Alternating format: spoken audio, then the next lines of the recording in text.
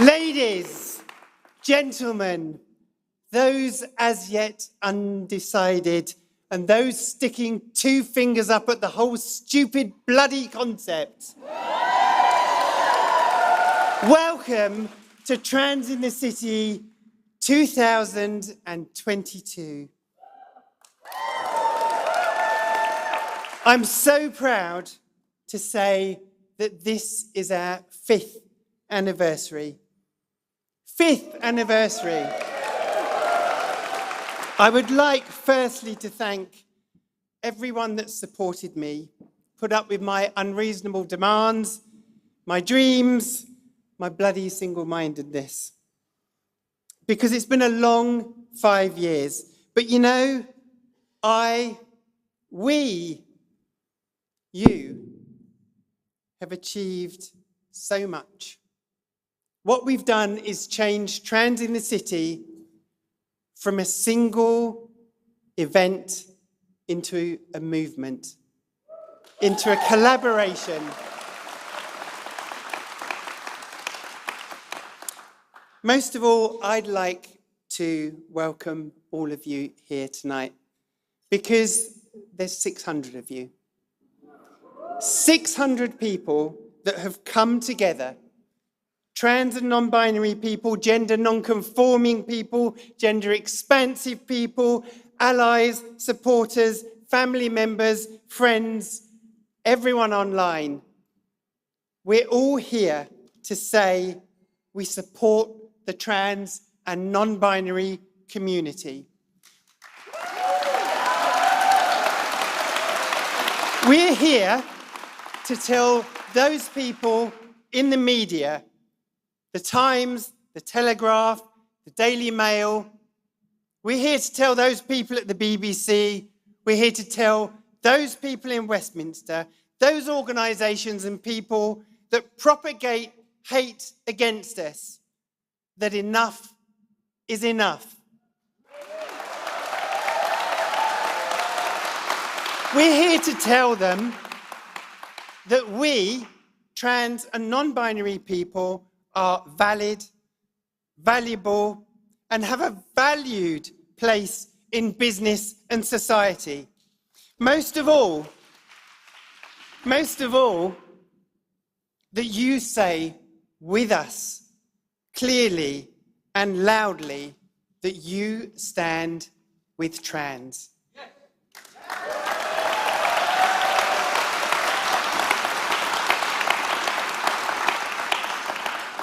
What an amazing year it's been. What an amazing 5 years it's been.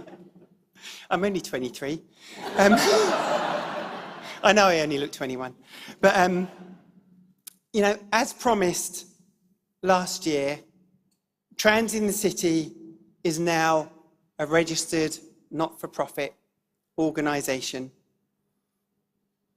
I have 10 amazing directors, and you'll meet some of those tonight.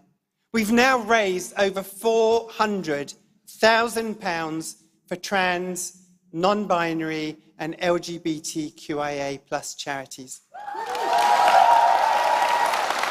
I'm so proud of that.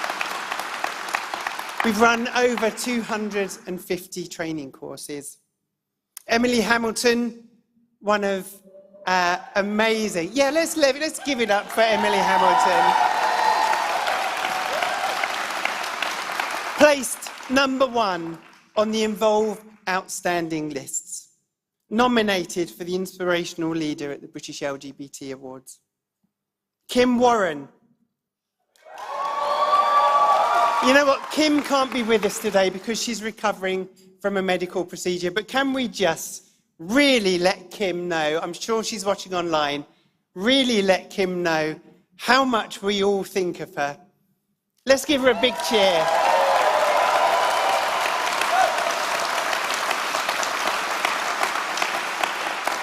Kim Warren, the most amazing person that I know. They won the they won the Future Leader Award at the British LGBT Awards.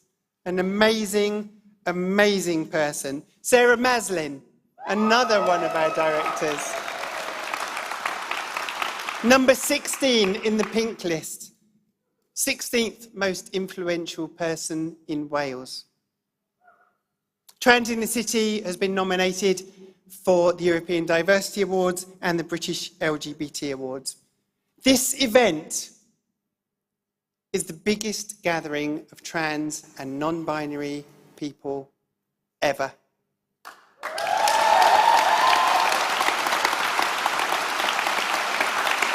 I'm so proud and humbled to announce that we now have Pink News as our media partner.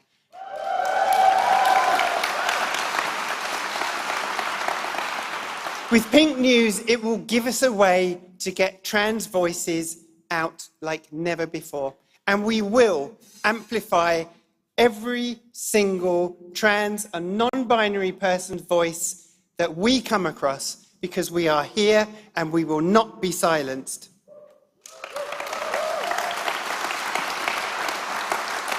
We've worked so hard in the last year to try and get the government to listen to us, and to try and get government to listen to all of you, business people, that support the trans and non-binary community, to bring their trajectory of diversion in line with business. Frankly, in line with the 21st century would be great. That went well. But all of that was last year. What about the future? We'll be forming the Trans in the City Foundation, a charity to directly fund grassroots trans and non-binary people's charities, to put money where it's needed in the trans and non-binary community. We're doing our first summer event on the 17th of June. I know, Trans in the City without scarves and umbrellas. We'll be at Chippenham Pride on the 17th of June with an amazing array of speakers and events. Come with us. We'll be expanding our training to include e-learning packages and train the trainer packages to enable businesses to spread the word more effectively, to get more trans and non-binary people's voices out there and listened to than ever before. We'll have mentoring schemes to enable trans and non-binary people to learn how to speak to corporates, to get their voices heard, to get their truth understood. We'll have recommended speakers lists. We'll be more publicly and visibly promoting trans and non-binary people, people that I happen to think are the most amazing and inspirational people of our society, to the outside world.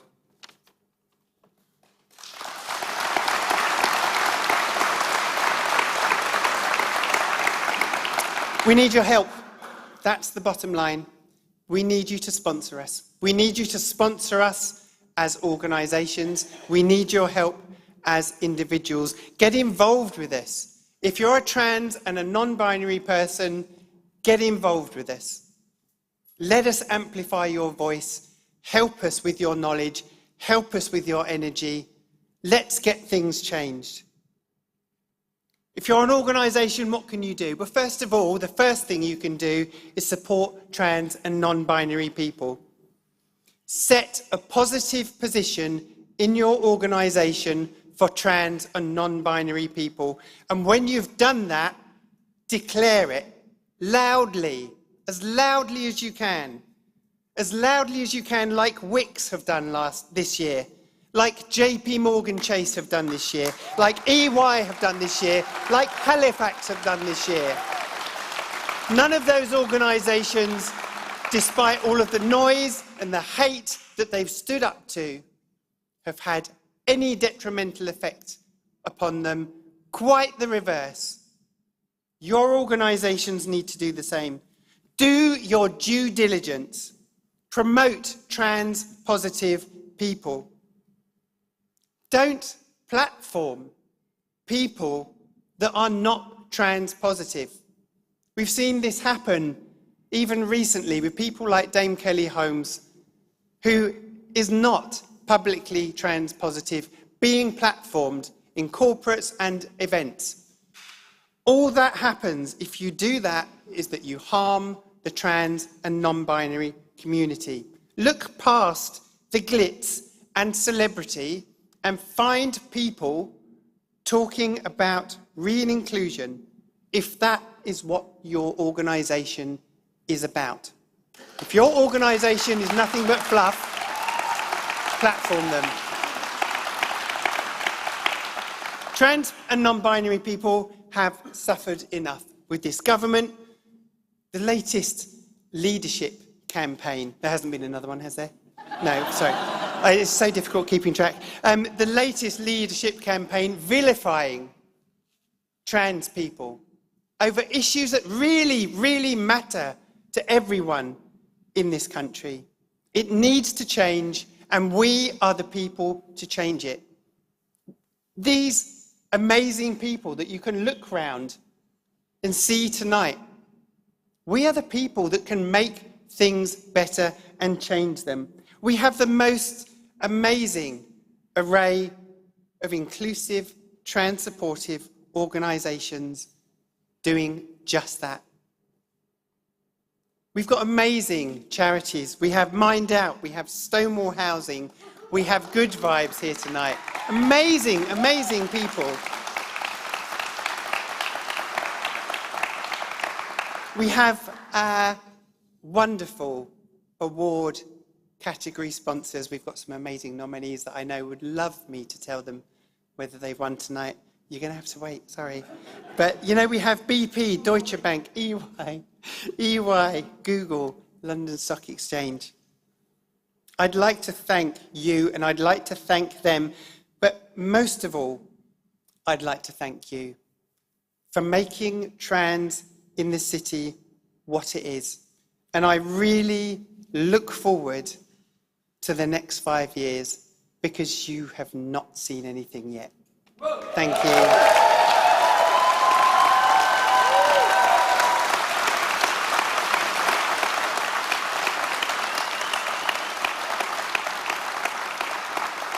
We have an absolute whirlwind of events this evening, and I can see my events director looking really worried that I've already talked far too long than she planned.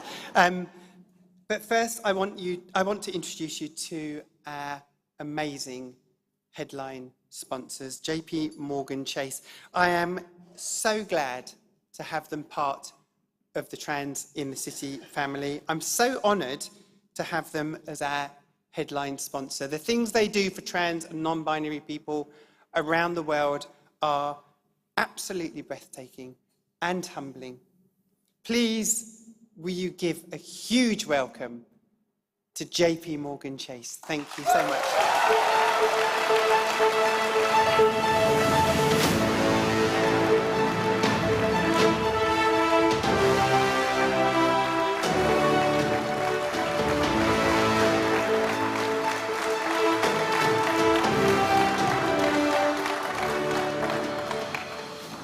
Well, how am I supposed to follow that? Because I have to do the boring corporate bit, and now you're all excited and ready for some jokes, and this is going to... No, I'm joking. It's not going to be that bad. We'll make it quick. So, thank you so much for giving us a chance to speak to you today. My name is Natasha Condon. I am the Global Head of Trade, Finance and Working Capital Sales at JPMorgan.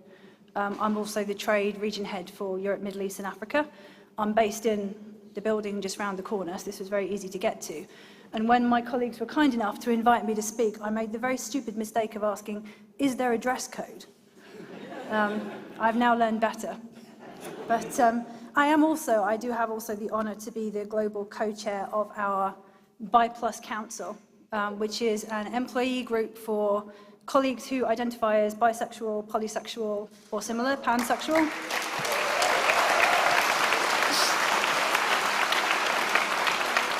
And I represent as well on JPMorgan's LGBT+ Executive Council, which is quite a formidable group of people at the managing director and executive director level who are out in various different categories or are big, prominent allies. And so on behalf of them in particular, I feel incredibly lucky tonight to be able to stand here on behalf of JPMorgan senior leadership as an ally to say very clearly that we stand alongside our trans and non-binary colleagues everywhere in the world and all the way along the road.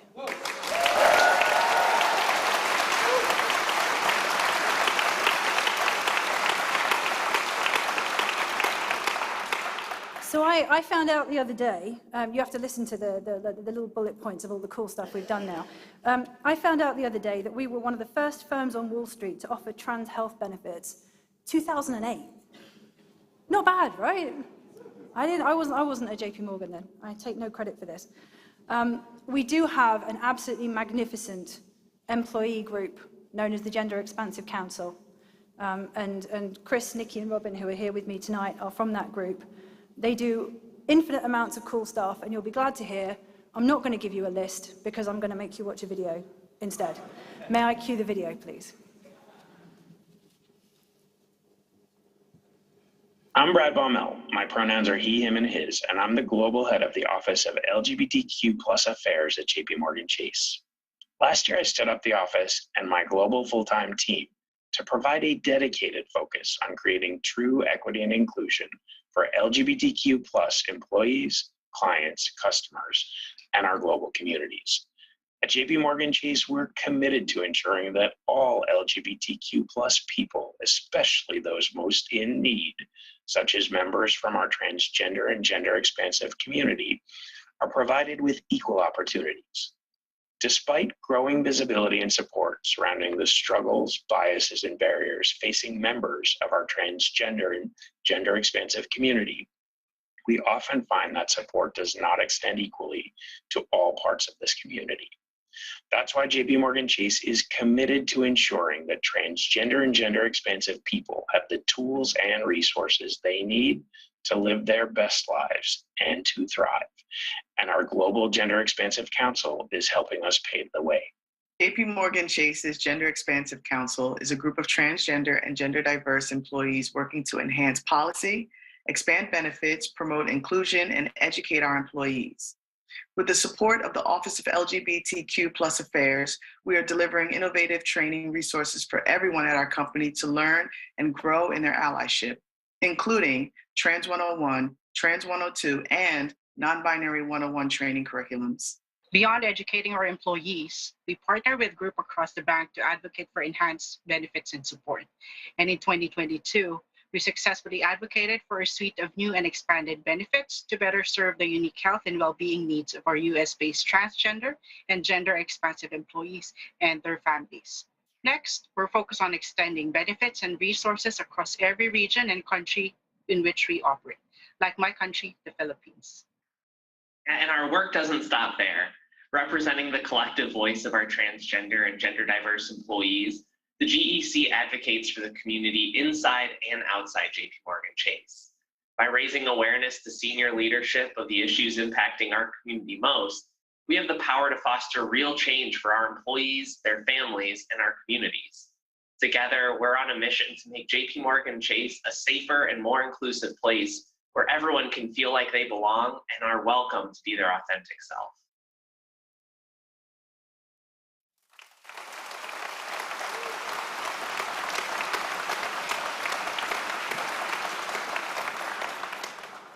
So I started out preparing a whole bunch of remarks, but I decided actually it's not me you should really be hearing from. So I have dragged my three magnificent colleagues up on stage and have asked them to spend just a moment talking to you about the incredible work they do, and most importantly, what gets them up in the morning. Chris. So for what gets me up in the morning is visibility and awareness. You see, that's important to me. It's incredibly important to me because representation matters. Without visibility, the world will continue to reject us. We won't see ourselves in places where we can only imagine ourselves to be. We will continue to fight for our existence, and we will continue to be outcasted inside and outside of our own LGBTQ community. Without visibility, there's no awareness. And without awareness, there'll be no change.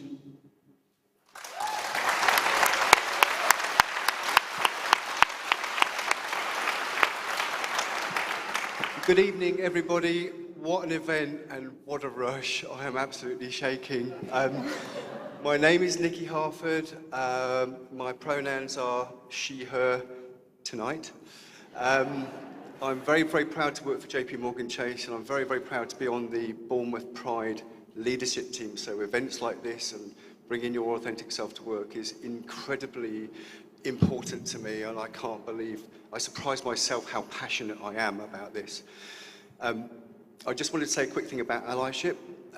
Most people would believe that allyship is having a friend or a colleague that supports you and is happy to be seen to support you. That seems to be the general understanding. For me, personally, it was an ally that persuaded me to bring this version of myself into the workplace, and I cannot thank her enough for that.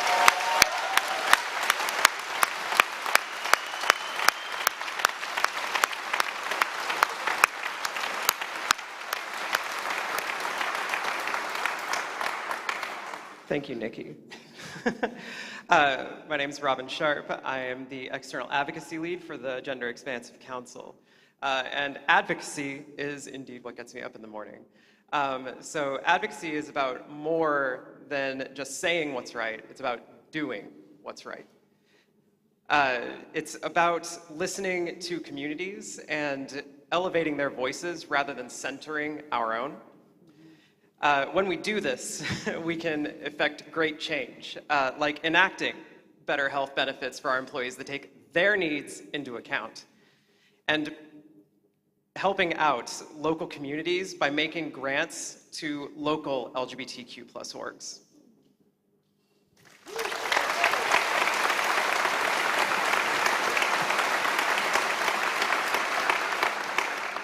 Love that. Thank you, folks. And incidentally, on that grant point, we currently have grants worth more than $2 million out to non-profit trans organizations around the world.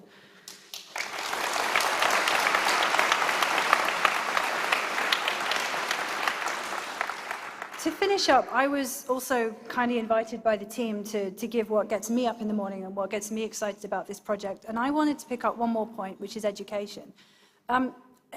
Those of you who work in big corporations, which I guess is quite a lot of this audience, do you have to do those little online training compliance courses that they send you emails about? And they send it like 8 weeks in advance, but somehow you always end up doing it the night before the deadline, no matter what happens.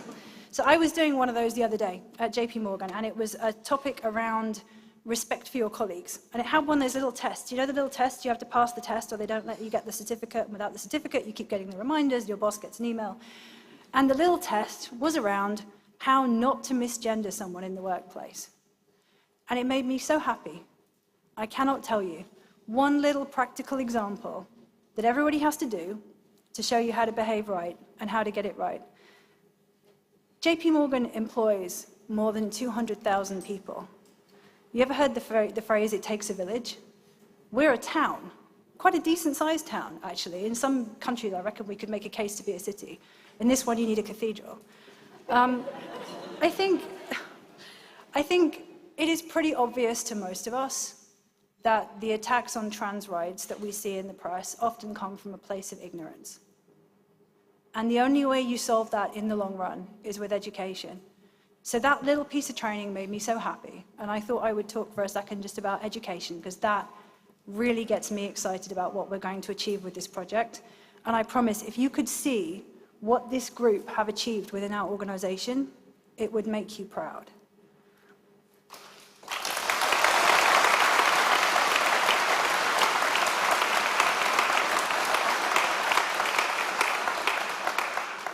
All right, you will be relieved to hear that's it for the corporate speech. It only remains for me to say on behalf of JPMorgan that we are utterly honored to have the chance to be the headline sponsor for this event. We are fiercely, fiercely proud of our colleagues from the Gender Expansive Council and all of our trans and non-binary colleagues who are making our organization a better place every day. And we are incredibly grateful to all of you for turning up tonight and fighting the good fight in your own organizations in your own way to make our workplaces, and therefore our industry, and therefore in some small way the world, a better place. Thank you so much. I hope you have an amazing evening.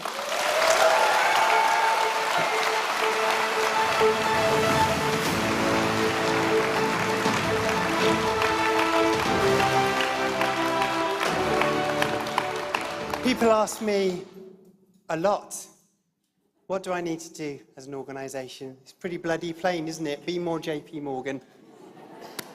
So, as I go wandering around the country, mostly in an exhausted haze, have the privilege to come across so many amazing organisations. We're going to introduce you to 3 now. I'm going to start off with one that's very, very close to my heart and introduce you to the very, very wonderful Steve from Stonewall Housing.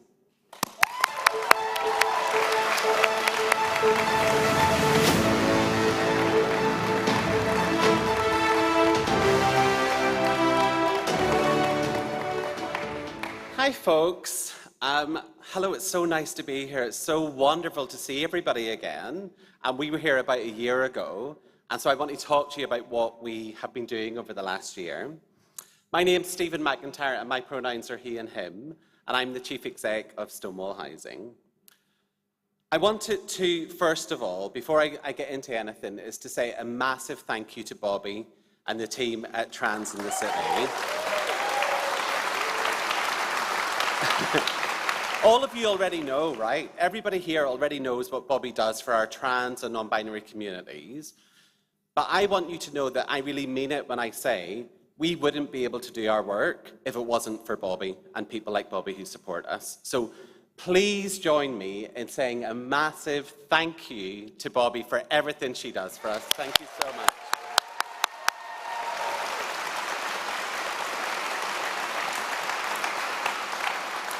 So for those of you who haven't heard of Stonewall Housing, we were founded back in 1983. It's actually our 40th birthday next year, and we're going to have a massive party.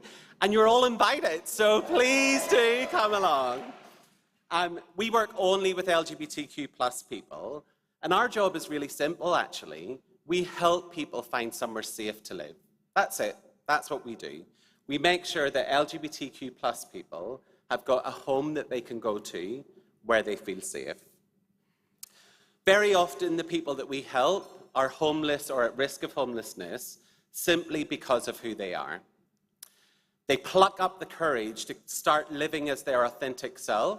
Some of the people we help are very young. They come out to their parents, and you know what I'm going to say, don't you? The parents kick them out, there and then, like that. They don't know where to go. Some of the people that we work with are older people who have kind of struggled their whole life to really accept themselves.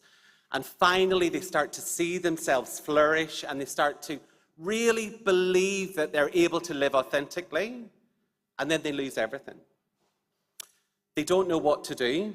Very often, they haven't been homeless before. You know, we work with people who have experienced homeless a lot of times.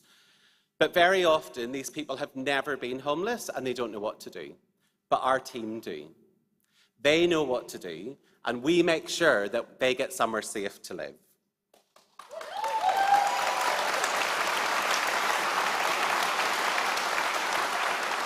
So since I was here last year, we have worked with 2,000 LGBTQ plus people who have been homeless. 300 of those people were trans or non-binary. Almost half of our trans service users were under 25. And I want to tell you that the youngest person that was referred to us was 15, a 15-year-old trans person who had nowhere to live.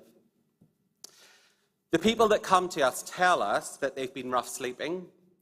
They tell us that they've experienced abuse at the hands of people who were supposed to care for them most. And they tell us that they've become homeless simply because of who they are. Our team show people how to navigate the complexities of the housing system. Who designed this housing system? And why is it so complex, right? People need somewhere to live. Yes. So our job is to really help people navigate that and make sure that they're able to find a home. Some of our service users have additional needs. Sometimes we're meeting with people who've got mental health concerns, people who've experienced domestic abuse, people who are using drugs and alcohol. And so if there's more additional needs in the people that we're working with, rather than just kind of navigating through the system with them, I always describe it as we take their hand and we hold their hand and we take them through it. We go to the local authority with them. We write letters on their behalf. We do the work to make sure that they know what they're entitled to and they're getting what they're entitled to as well.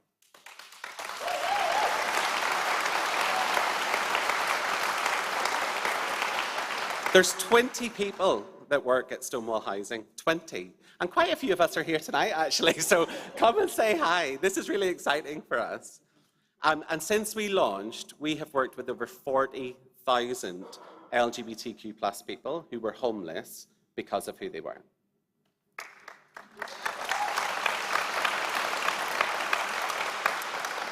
We helped those people find somewhere safe to call home, and we couldn't have done it without the support of people like Bobby and also people like you who are engaged in Trans in the City and supporting the charity work that they do.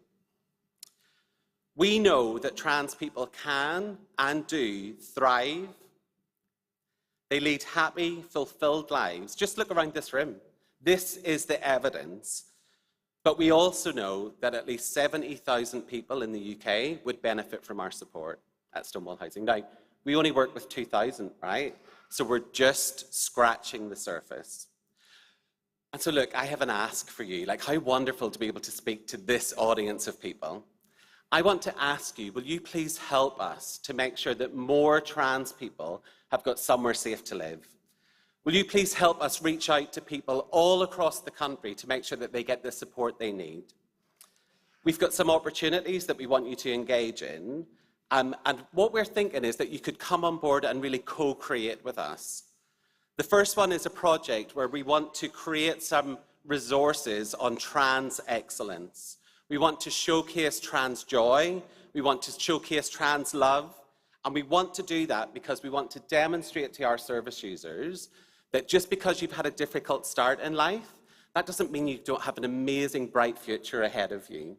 And so we want to create this project where we really celebrate that.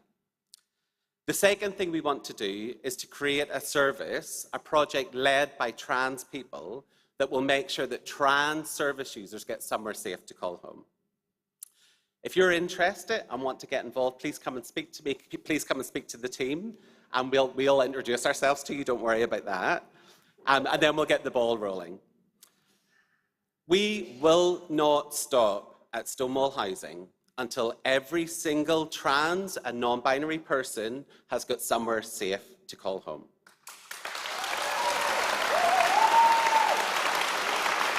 Thank you, Bobby, for everything you do for us. And thank you, everybody, for your time. Have a fantastic night. Thank you so much.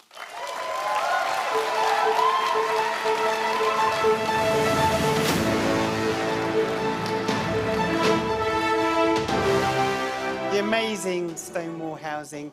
My event manager's now having kittens because they've talked for miles more than they should have done, but my God, was that worthwhile.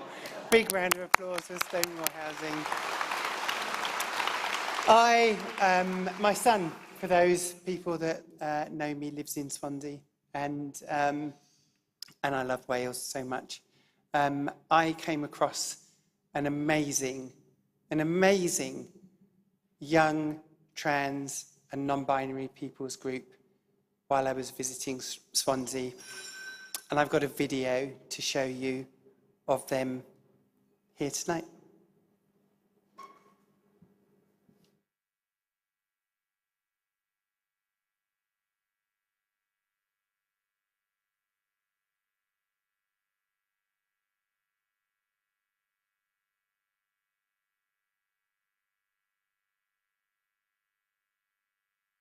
My name is Lewis. My pronouns are they, them.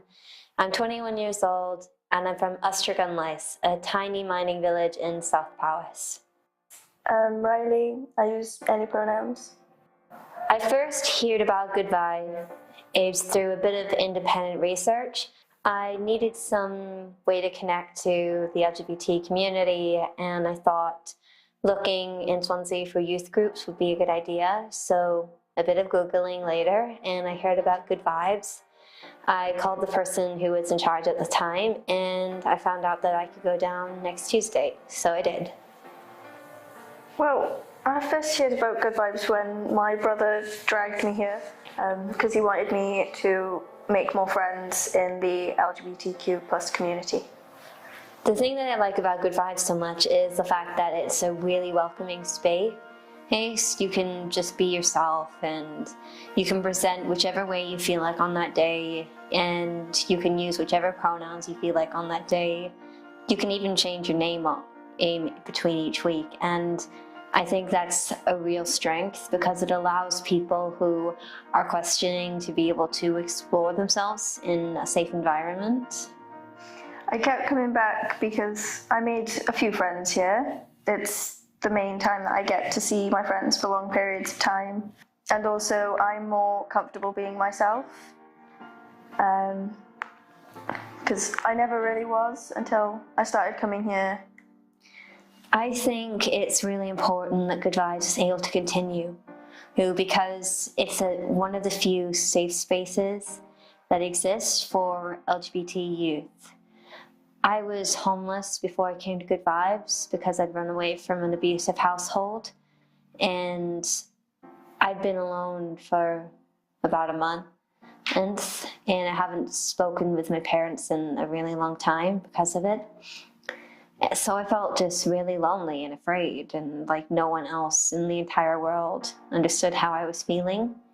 But when I came to Good Vibes, I was able to connect with other people who felt the same way about their identity that I did. I was able to be with people who could give me advice on housing and advice on how to get through to some things. And it is only because of the support that I've had at Good Vibes that I am now a university student at Singleton, and I live on the campus. So I'm finally living in Swansea and living in a place that is safe for me. And that would not have been possible if I didn't know that Good Vibes existed. And it would not have been possible if Good Vibes wasn't such an accepting and open space. Good Vibes has to continue because it saved my life. And it can save countless other lives too. I think Good Vibes should be able to continue and stay here because there are a lot of young people out there who don't know or have many friends who are in the community and they don't have people that they can go to for advice. Or if their families aren't supportive, then they don't really have people who are there to support them and explain the different sexualities and genders and everything and all the information that they would like to know. They don't have anyone that they can go to. Whereas Good Vibes provides all of that.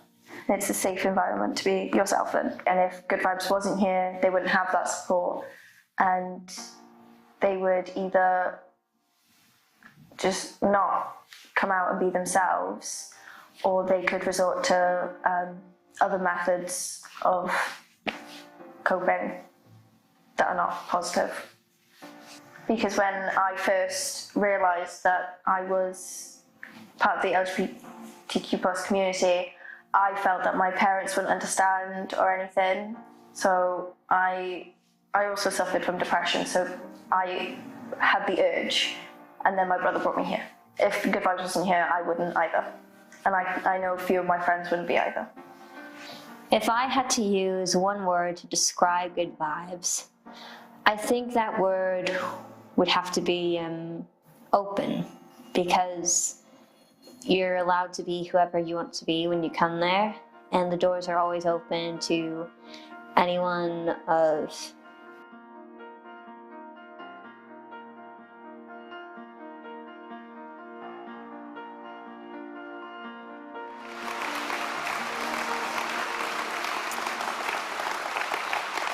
There are trans and non-binary groups up and down the country, grassroots charities that are doing exactly what Good Vibes do.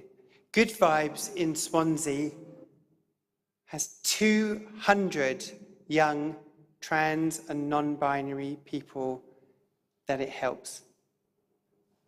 On no budget, on no great string of money. They do it on nothing but love and determination. And that's why we're supporting them as one of our charities this year with Trans in the City.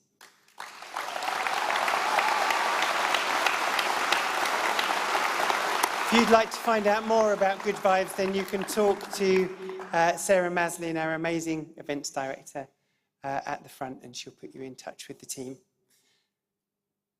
Moving on to our next section. You know, I'm so massively privileged being CEO of Trans in the City because I get to work with the most inspirational and amazing people. I want to introduce you to one of those people tonight. I think probably one of the most inspirational people I've ever met. A serving police officer. She runs all of the taser training for the UK. She's received so much hideous abuse from the anti-trans minority. She can tell you so much more about herself, and we have something that's very, very special to show you tonight. Ladies and gentlemen, those as yet undivided, and those sticking 2 fingers up at the whole stupid bloody thing. Skye Morden.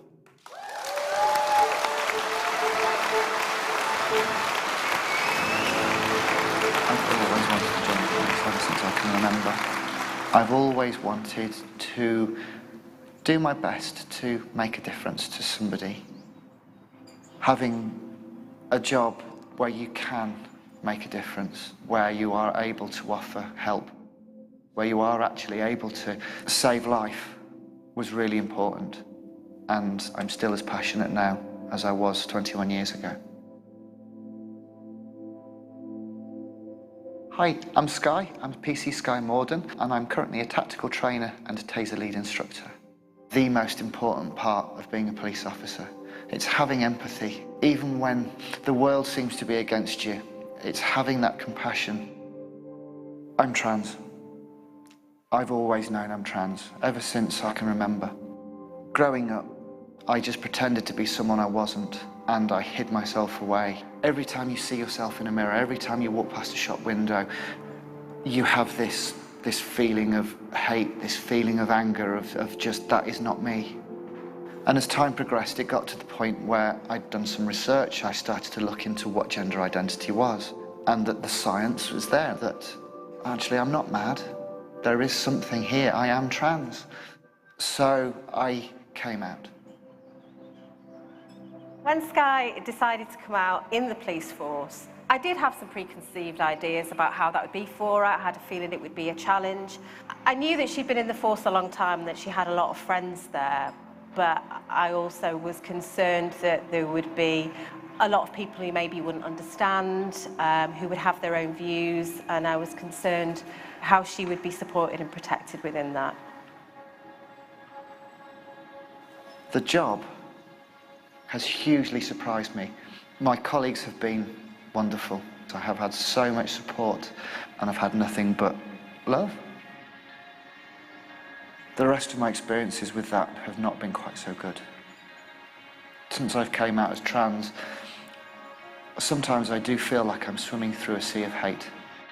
There's been a lot of hate messages out there, but you can ignore those, because the really important messages are those emails from parents of children who are struggling with their own gender identity, and those parents who've reached out to Skye to say, what you've done has been amazing, and it's really opened my child's eyes, and they want to now follow in your footsteps, and that's all thanks to Skye's work.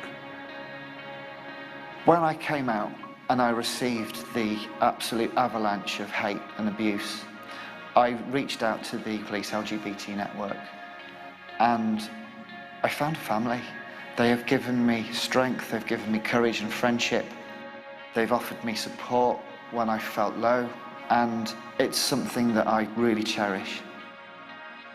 It's important that I show my colleagues that trans people are just simply human, and I need to be visible so that the trans community can see that the police are the trans community, that we are the public and the public are the police, and actually, as Robert Peel wanted, they have a representation. They have somebody that is doing their best to try to make that cultural change.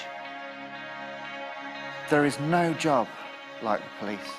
It's without doubt the best job in the world. But it's also hard. There are some days where you think the world is against you, but you sit back and you think, That day I saved a life. That day I did something that was frightening, unbelievable, scary. But you know what? It made a difference to somebody vulnerable, somebody who needed somebody there for them. I made a difference that day.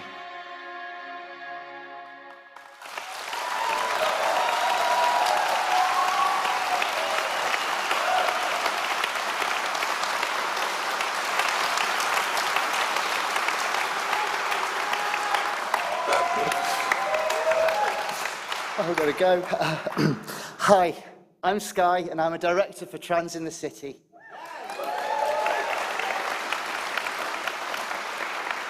And I'm also a police officer.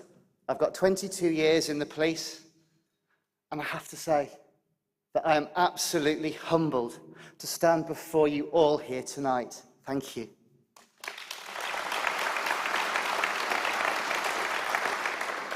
So why am I showing you this film? I'm not showing this film because I'm trying to recruit you into the police, because clearly this is not the audience for that. I'm actually showing this film because it is the right thing to do. Let me tell you about Sir Robert Peel. Sir Robert Peel created the British model of policing. The model of policing that was created 200 years ago to try to be as fair as it could. It's based on the 9 Peelian principles, which are the bedrock of the UK policing, to try to bring equality to our communities. Let me tell you about Principle 7 of the Peelian principles, and that states that the police, at all times, should maintain a relationship with the public that gives reality to the historic tradition that the police are the public, and that the public are us, are the police. But that the police are the only members of the public who are paid full-time to give full-time attention to duties which are actually incumbent on all of us in the interests of community welfare and all our existence. The trans, non-binary, gender non-conforming, gender expansive community needs to see that they have representation within the police service.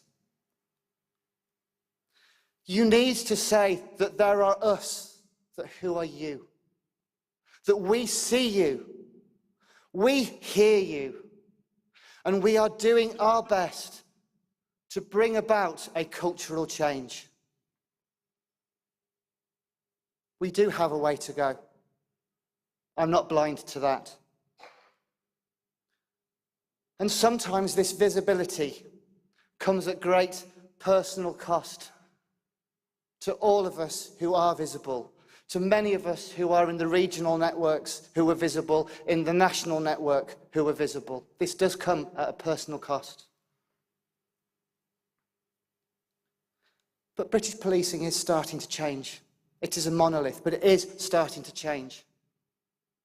This film is proof of that. This film is proof that the UK policing service is starting to see trans, non-binary, gender non-conforming and expansive people.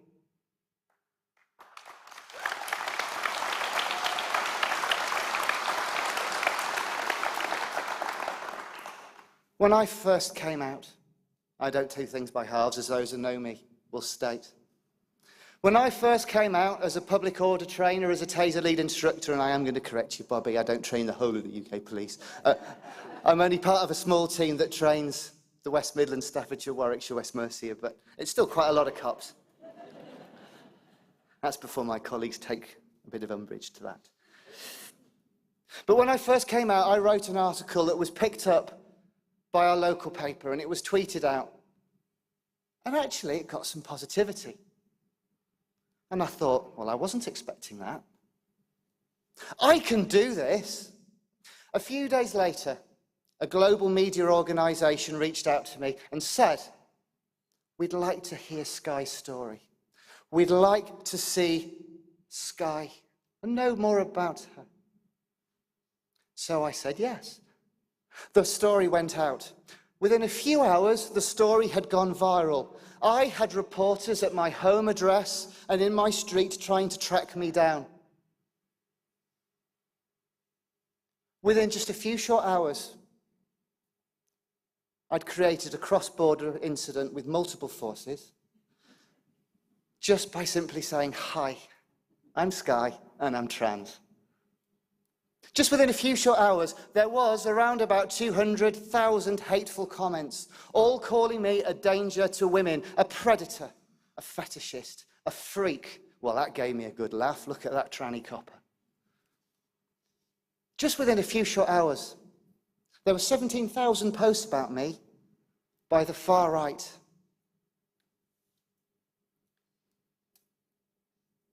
Currently, that hate still goes.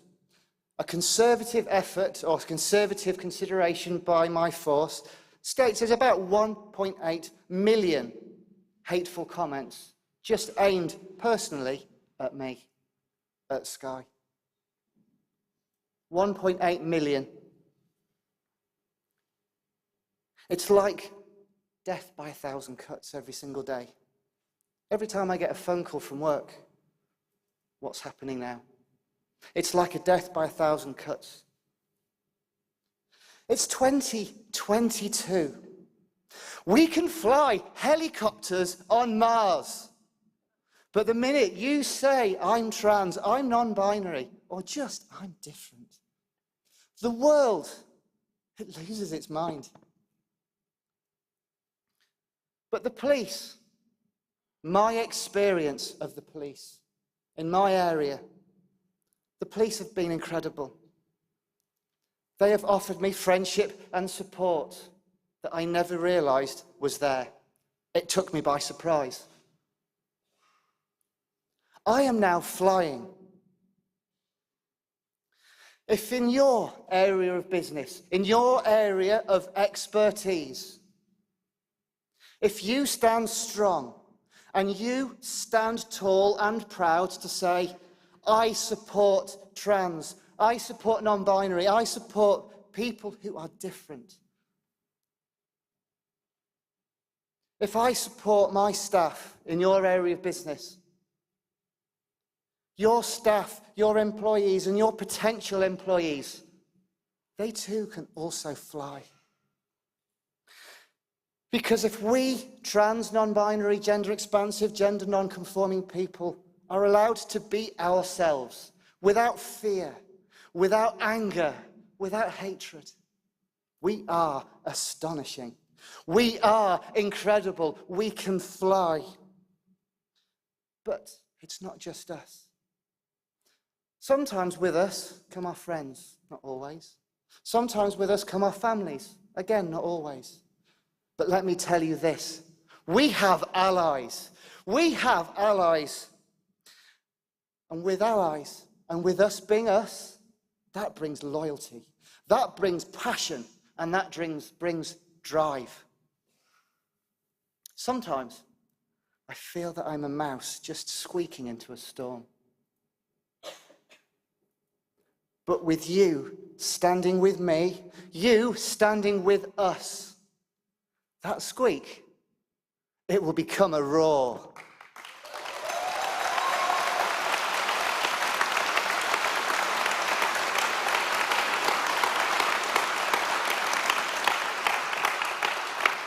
Thank you. So now may I now introduce you to Lucy from our third and final charity, MindOut.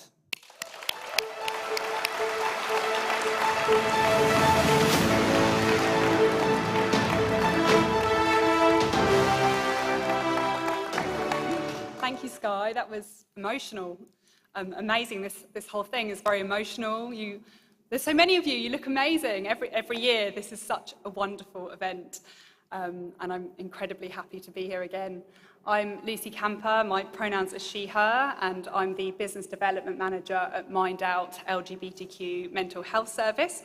We do have a little video for you in a minute, but I just wanted to say, first of all, face to face, thank you so much to Bobby and Trans in the City for doing such incredible work.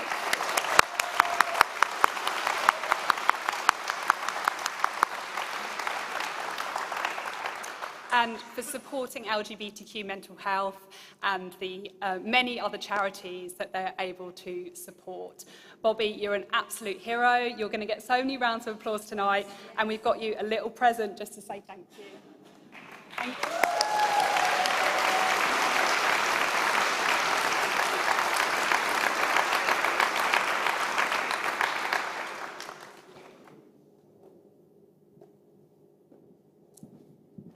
If I'd known I was going to get presents, I'd have come a lot sooner. Thank you so much. MindOut are such a special charity for me, and that's mainly because Lucy and Tanya are two of my very best friends that have helped me through some of the roughest times, actually, that I've had, you know. And so it's really, really special. Thank you. Thank you so much.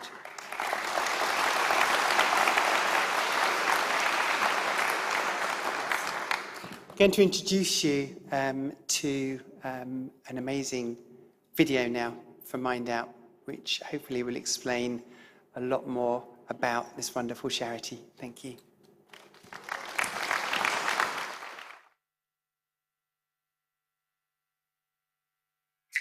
Hi, I'm Erica Thornton, the Chief Operating Officer at MindOut. MindOut is an LGBTQ mental health service run by and for LGBTQ people. We encourage trans, non-binary and gender non-conforming people to access our services. That includes our counselling service, our peer mentoring, telephone befriending, and also our online services.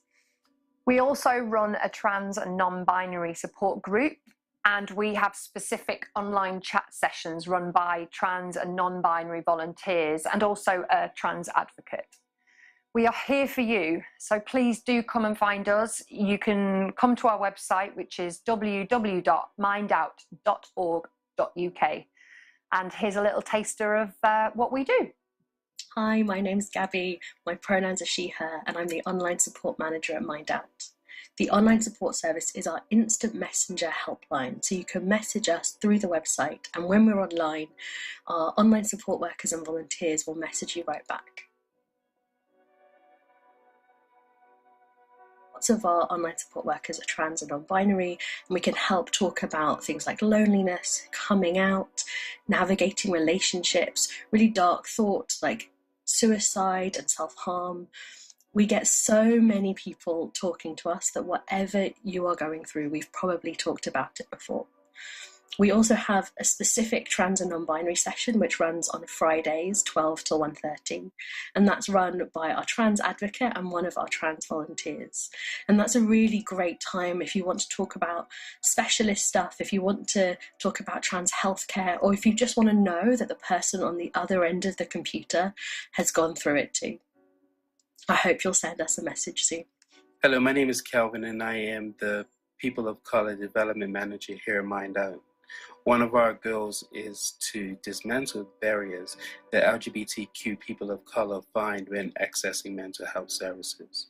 But we also want to encourage POC people into the field of mental health.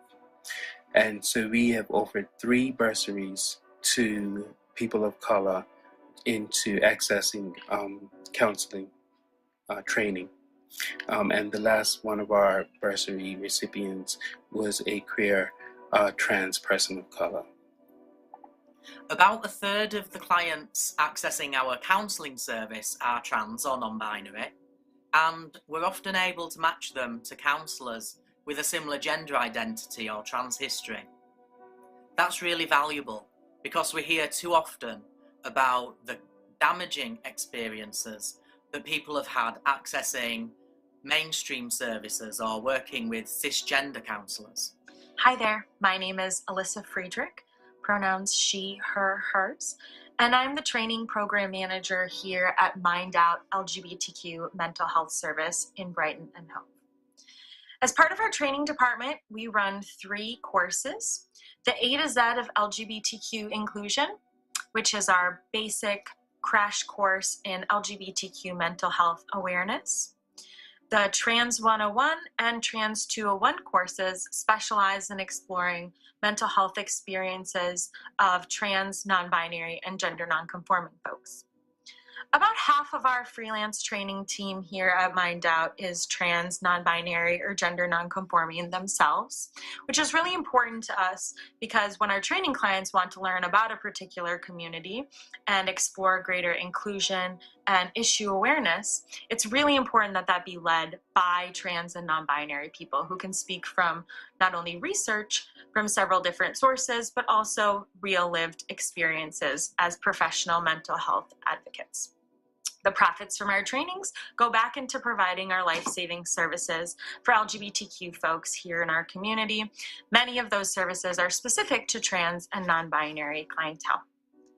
We know that our training department provides an important professional service around supporting greater awareness and inclusion for trans and non-binary folks, and hopefully making LGBTQ lives more livable. Enormous thanks to Bobby Pickard and Trans in the City for being such huge supporters of MindOut and being LGBTQ mental health allies.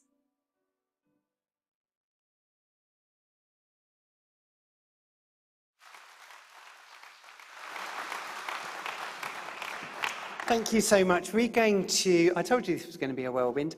We're going to carry on now with something that I've been massively looking forward to, actually. We've got a fireside chat with three amazing people. Alison Lomax, one of my directors, who's a director for me and a director for Google, an absolute inspiration to the trans and non-binary community, someone who was there at the very, very start of our movement, Ros Taverny. Absolutely amazing woman. And somebody who is just somebody that I find so inspirational and is someone that's just a fantastically lovely person and completely relevant for today. Eva Echo, thank you.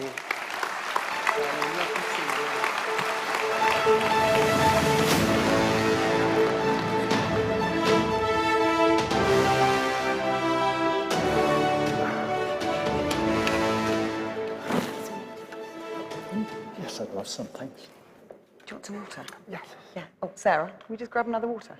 Is that okay? It's okay. Thank you. Good evening, everyone. As Bobby said, I'm Alison Lomax. My day job is I'm a director at Google, and I'm also a director of Trans in the City. And like many of you here in the audience, I'm on a journey to be a better ally to the trans and non-binary community. So I'm absolutely delighted to be here with two incredible trans activists. The bios are above us. I'm not going to spend too much time introducing so we can get on with the questions and get started. But I have here Ros Taverny, who is a novelist, a poet. If you haven't read any of her work, please do. It's phenomenal. And also a long-term activist in this community. So big round of applause, everyone.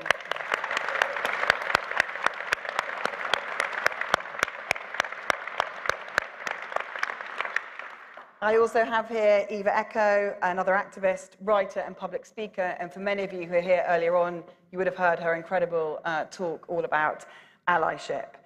So I haven't got long, so I'm going to get going with the questions for you both. So first of all, I'll talk to you, Ros. Okay. Can you just tell the audience a bit about your incredible journey? Oh, crumbs.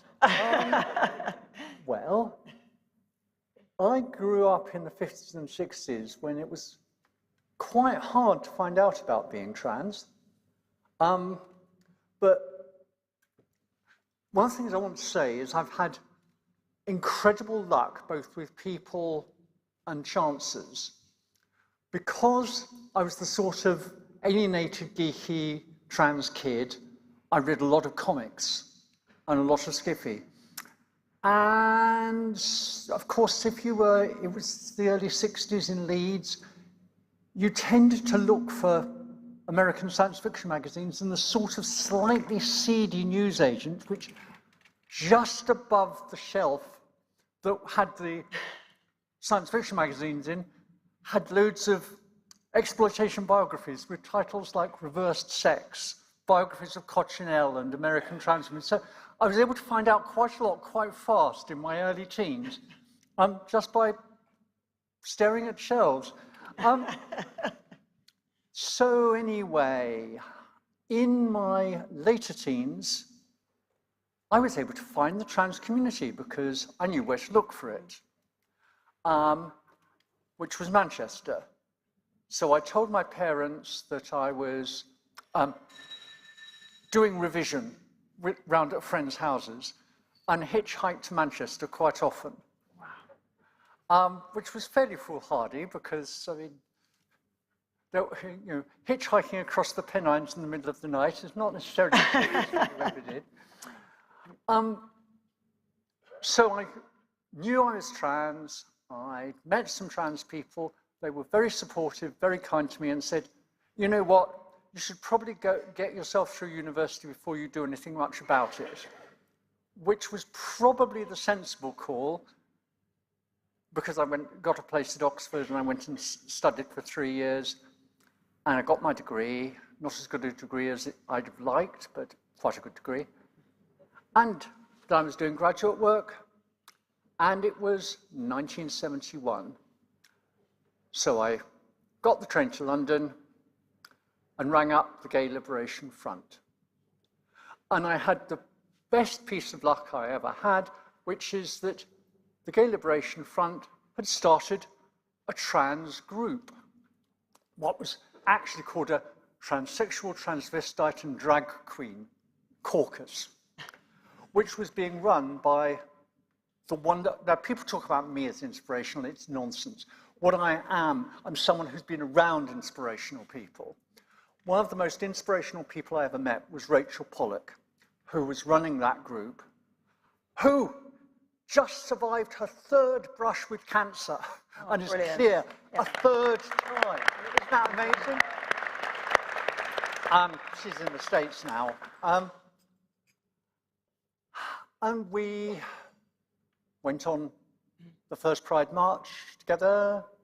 We wrote one of the first, certainly UK trans manifestos, which has just gone up on as an exhibit in the British Library. Exactly. Go and see. With an accompanying interview that Morgan Page did with me.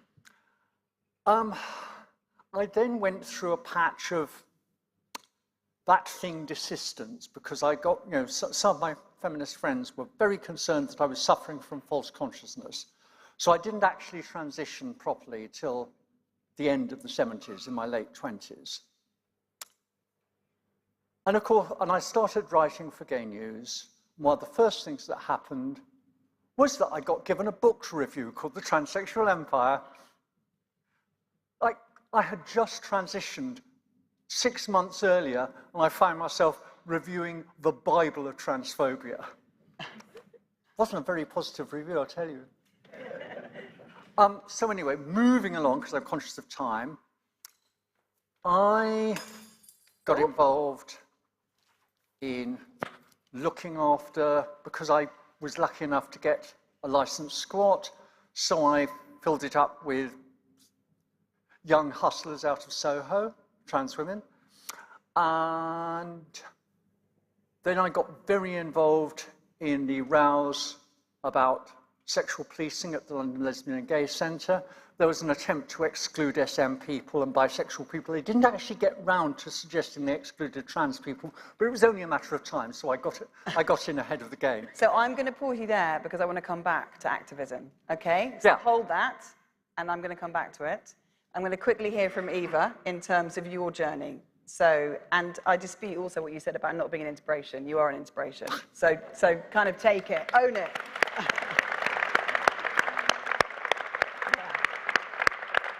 And another inspiration, Eva. So what's your journey? How can I follow that? I'm so dull in comparison. I knew that, I won't say I knew I was trans. I knew there was something different about me from a very, very young age. We didn't have the language for it back then. And I just kind of cruised through life, trying on different hats, playing different roles, hoping that the next role will be the role that just carries me through to old age, if I survive. I hope we're not being charged for these glasses. So yeah, I went through most of my adult life suffering from mental health issues, suicide, eating disorders. I just struggled to be who I was. And then 5 years ago, after I used to be a musician, after a UK tour with one of my favorite bands, I basically had a complete meltdown, and I thought, okay, enough's enough. And I need to figure out why my entire life I have never fitted in, why I've hated myself so much.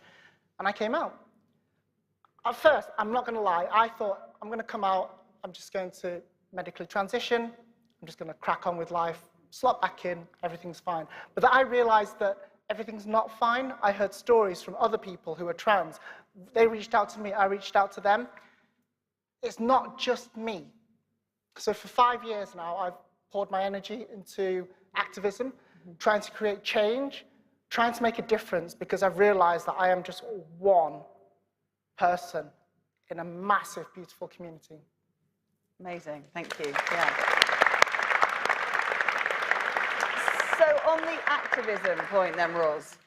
Right, well, the stuff at the centre led to me getting involved in Feminists Against Censorship, which led to me getting involved in Liberty, the National Council for Civil Liberties, where I helped write a submission to the UN about transphobia in Britain, and I actually managed to use that opportunity to make Liberty's policy less about trans identity, less linked to medicalisation, because people said, what's this transgender thing? Is that just a new politically correct way of saying transsexual? I said, well, not exactly, but let's change policy to include it.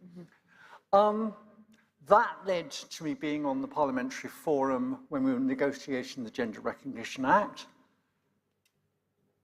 That led to me getting involved in quite a lot of advocacy work around health.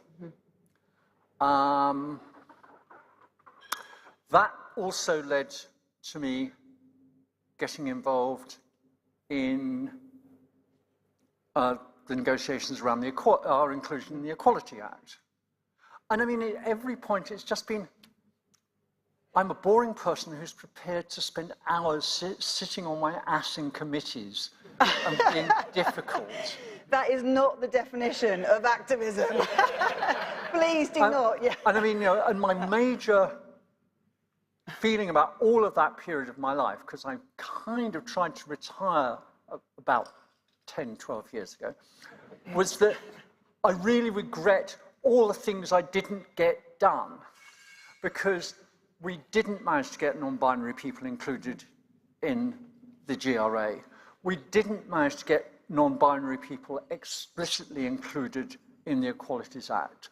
We didn't manage to get people in their teens included in the GRA. We didn't manage to get teenagers included in the Equality Act so much.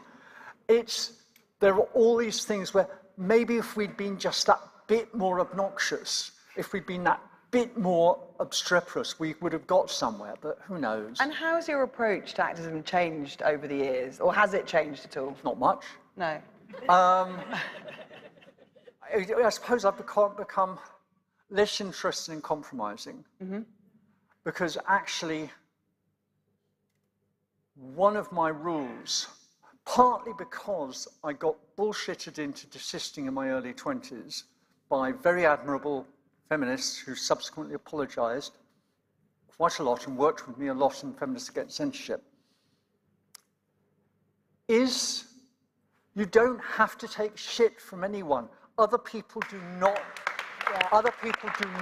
know what's best for you. Sometimes people give you advice, and sometimes that advice is worth taking. More often, if it feels wrong, it's wrong. You have to be difficult. Yeah. That's the rule. Nobody achieved anything by being middle of the road, wishy-washy. Yeah.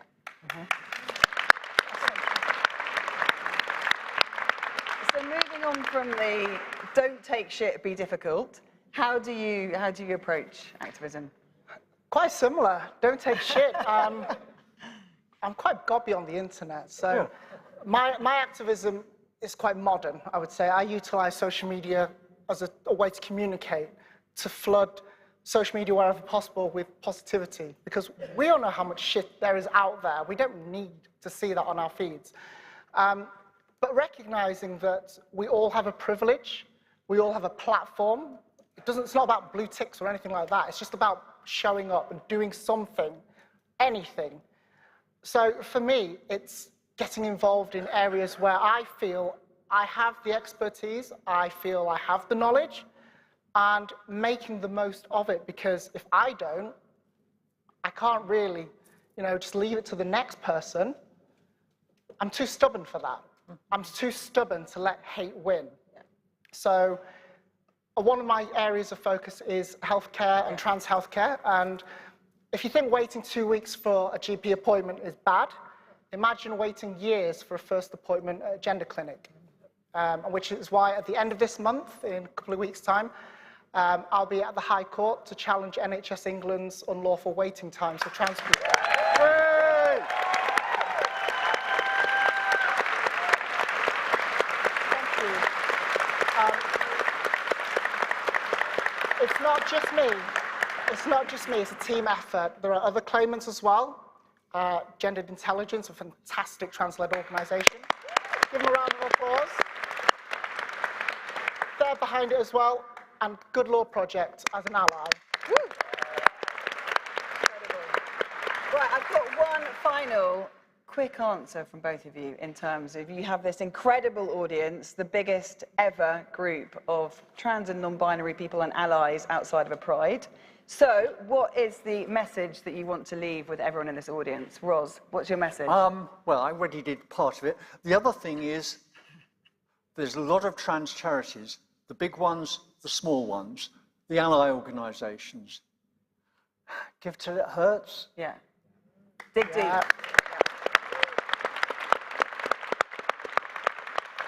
Or money or time or effort. Give. Excellent. Eva. I would say visibility. It's the most basic but most important form of activism, and you can all do it. But visibility doesn't come from just trans, non-binary, or gender non-conforming people. I need, and we need, visibility from allies. Yeah. We need allies to step up, take a bigger step than the ally next to you, and lean into every privilege you have to make a difference for the rest of us. Hey. Fantastic. Roz and Eva, thank you so much for everything you do. Thank you. Have you seen Abigail Thorne's new video? I haven't yet. She's done a video about We're still trans carrying health. on the chat up here. Just, don't mind us. Yeah, it's really good. Right, let me take your water. There we go. Fantastic. Could someone help?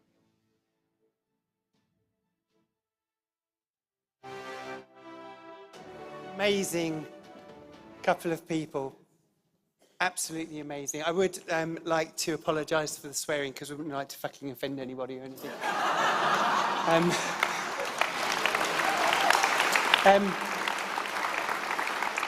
What a message. Don't take any shit. Amazing. I need to introduce probably now the bit that a few people are really, really interested and itching to get on with. The awards. I'm so honoured to present these Trans in the City Awards this year. We set out to do these awards to recognise people that never get recognised, never get invited to events like this, never get the chance to have the amplification that we hope to give them. I'm going to hand over to a person who is so bloody amazing, honestly. One of the most amazing people I have ever met. Absolutely inspirational. I'm so proud to call her my friend. I'm so proud to have her as a director of Trans in the City. Emily Hamilton.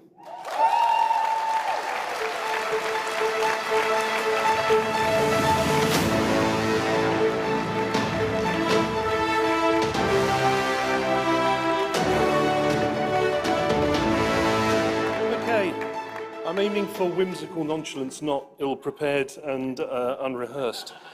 So just bear that in mind. We talked a lot about time. So we talked about it being our 5th anniversary and change. I'm thinking the first time I came here to this part of town, it was still the derelict docks, and my dad told me it would be a business district one day. I thought he'd gone mad. The first job I ever had, it was illegal to be me. It was literally a criminal offence to be me. And that employer is now one of the most inclusive employers in the country, which is a change that's happened really rapidly. And 5 years ago, when Bobby was starting this, I was on my 41st year doing my sentence in the closet. I still wasn't out. So things can change quickly, and you are the change makers. And tonight, for these awards, we're going to celebrate those change makers. I'm very proud to do that. So there's a bit of logistics here, so I've got to tell you this, because I'm getting a beady eye about timing here. So what we're going to do, all of the awards are sponsored, so I'll be calling up our amazing sponsors to present the awards to our winners. If you are a winner, please come up. You have 60 seconds to say thank you. Otherwise, a crack team of trans and non-binary ninjas come down from the ceiling and take you out, and we don't want to see it, okay? So 60 seconds, and then if you can go to the back of the auditorium where you will be interviewed for Pink News, and you will be famous around the world. That way. I'm getting, this. See, nonchalance, whimsical nonchalance all around. If you have been nominated, please make sure you come and see us afterwards, because every nominee goes home not empty-handed. I'm sure that I sound like a game show host now. So. Okay, we'll do some audience participation. So I'm going to stop wittering, because I'm going to get absolutely the evil eye on this one. So we're going to start off with our first award of the evening, which is the Trans Inclusive Organisation Award 2022, which is sponsored by EY. So if I can ask the representative from EY to come up to the stage to present the award.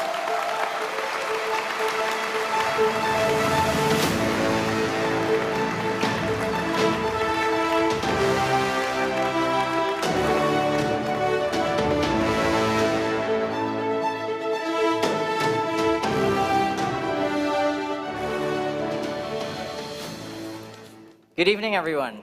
My name is Gabby. My pronouns are he, him, and I'm here with Victor, who is the EY Unity partner sponsor. Unity is our LGBTQIA+ community. I'm also here proudly as the transgender and non-binary community lead at EY.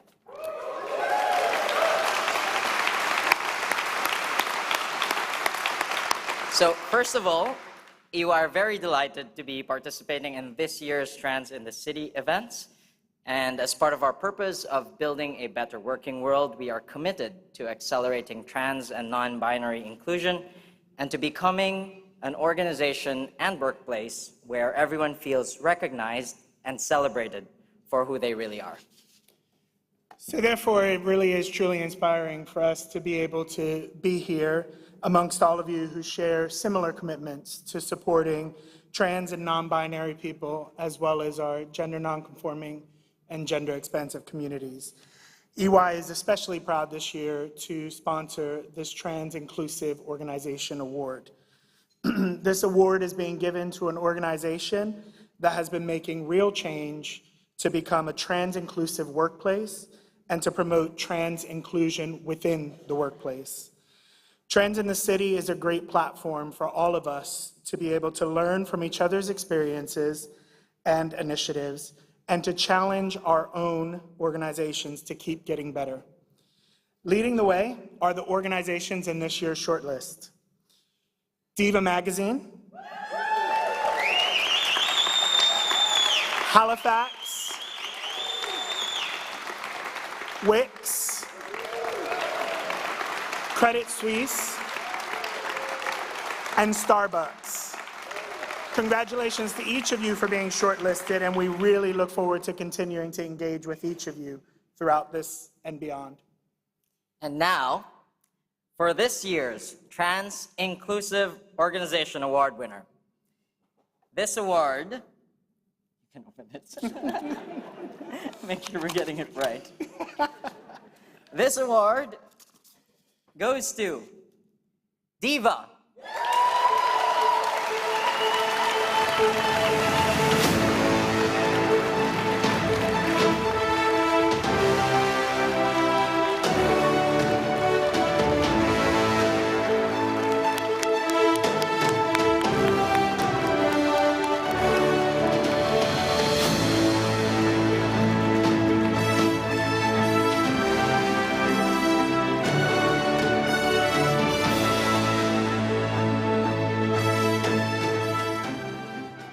my goodness, thank you so much from the bottom of my little queer heart. This means the world.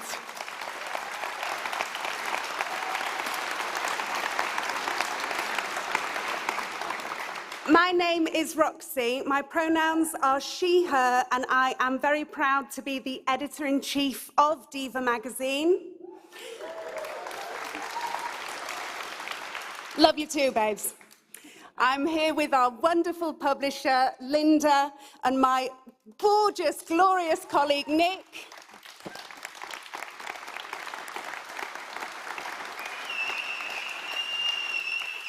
You know, there's been a lot of talk tonight about the widespread hostility that is so prevalent in so much of the mainstream media. Well, at Diva magazine, we want to be an antidote to that. We are proudly trans-inclusive.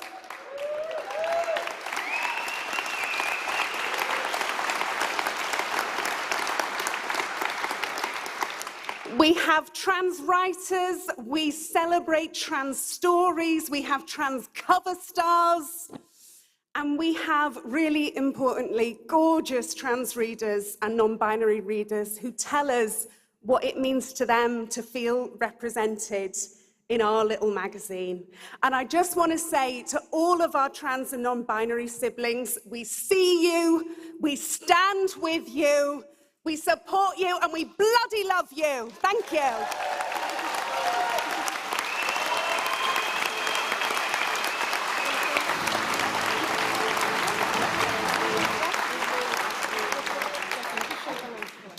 Hi, I'm Nick. My pronouns are they, them, and I just want to say Diva with the T today and always. And thank you.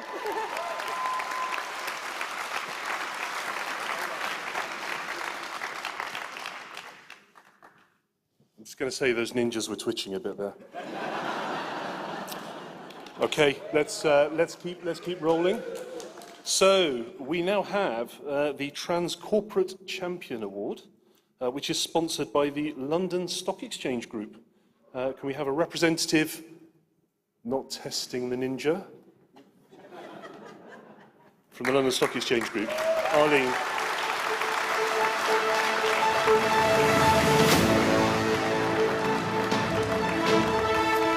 Oh, this is really daunting. Sarah said, I love you, but as short as possible.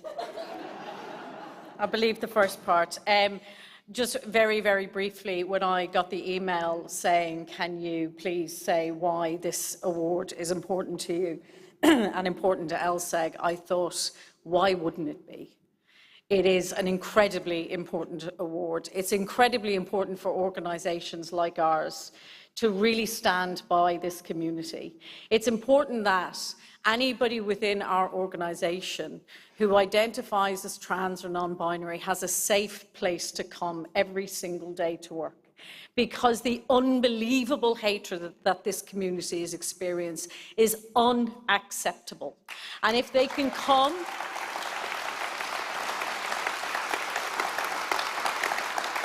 and if corporate champions can create a workspace where those individuals can spend 8 and 10 and more hours every day feeling safe and feeling that they can be themselves, that's why awards like this are absolutely vital for the community. And the last thing I'll say is Bobby for PM, I think. That's a leadership race we can all get behind. Okay. So the nominees for Trans Corporate Champion 2022 are Alana Leeson from Sky, the fabulous, gorgeous, amazing, dear friend of mine, Pips Bunce from Credit Suisse,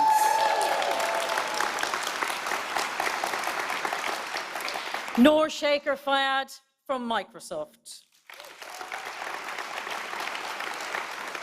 Gabby Santos, EY. Not that these aren't all friends, but the gorgeous Christina Riley from Quinn. Sophie Parker, VM02, and Len Montgomery from Burberry. Oh, and the winner of this year's Trans in the City Corporate Champion Award goes to Len Montgomery.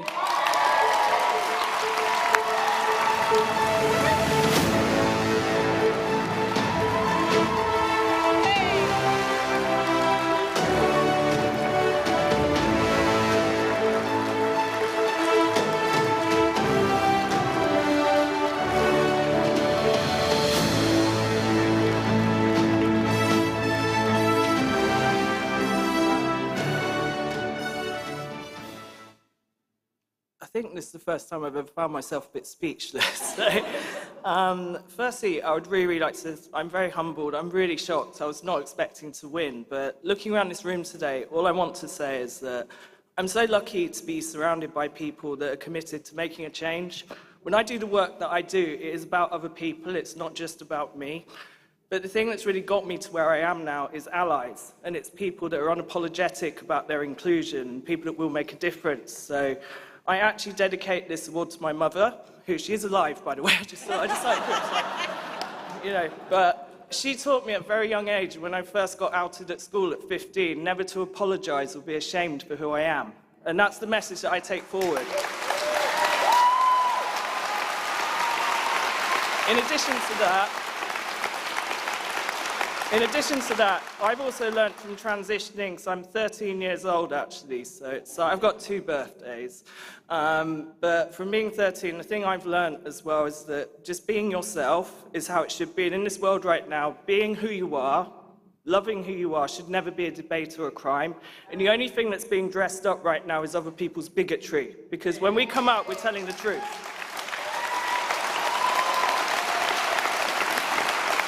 And so, anyone that's an ally in this room, it's very, very simple. All you've got to do is be unapologetically inclusive. Lots of generations are getting it, but I have to give a special shout out to 2 of my youngest allies that I know, Nicola and Emiliano. Both of them have shown me what it's like to really love. I still don't understand Minecraft, but they will just love you fiercely and unapologetically. And if a 9 and 11-year-old can get your pronouns right, anyone else can. Thank you.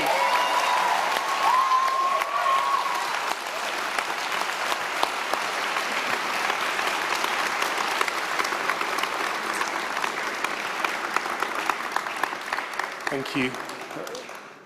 It's pretty true, 11-year-olds should run the world. Maybe not Bobby for PM, maybe we'll find an 11-year-old to do it. Okay, next award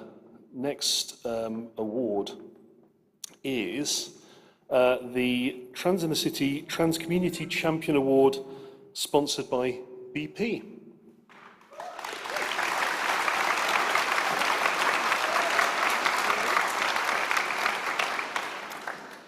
Hello everyone, my name is Kate Matthews, my pronouns are she, her, and I'm the EMEA and ASPAC DE&I lead for BP.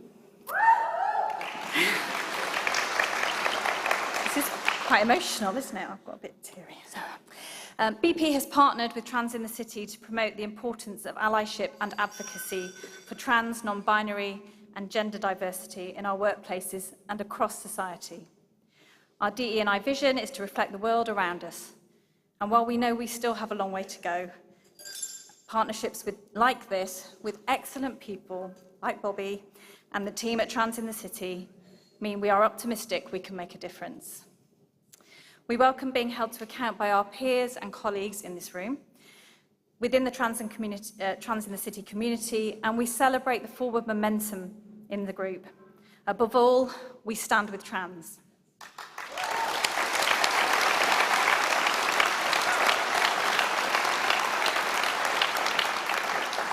We're grateful for opportunities like this one to demonstrate visible support and allyship. This award of Community Champion is one we are particularly thrilled to sponsor, as it highlights efforts that often go unseen and unrewarded, but which have resonance and impact far greater than many more high-profile initiatives. This award recognises personal commitment, often, brackets always, involving huge time and emotional burden. Without further ado, let me share the shortlist for the BP Community Champion of the Year. The nominees are Shay Coffey,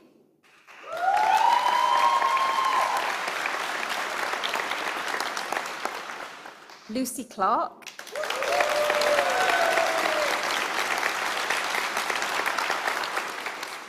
Ava Echo,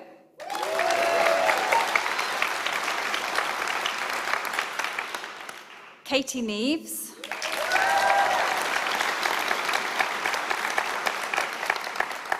Victoria Oldman,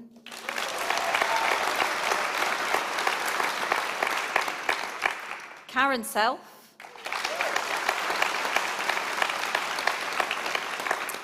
last but not least, Emily Waldron.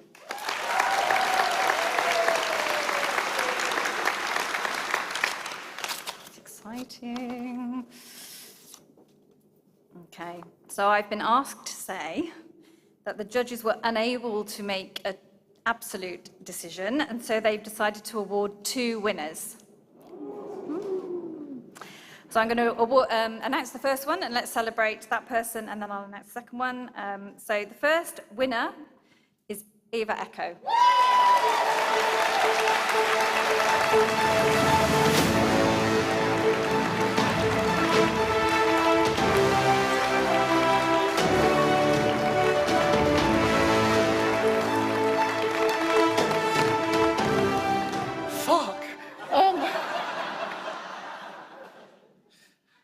This will be short because I was not expecting to win anything.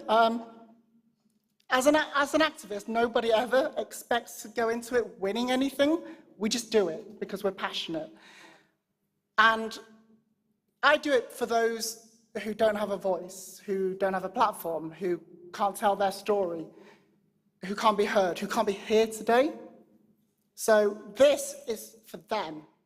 Above all, this is for Shay, who we lost earlier this year. Thank you.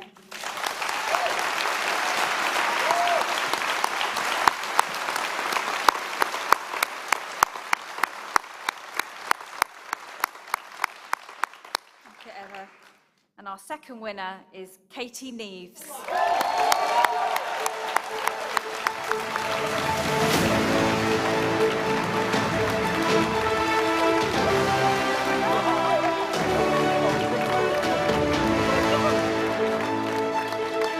I'm going to cry.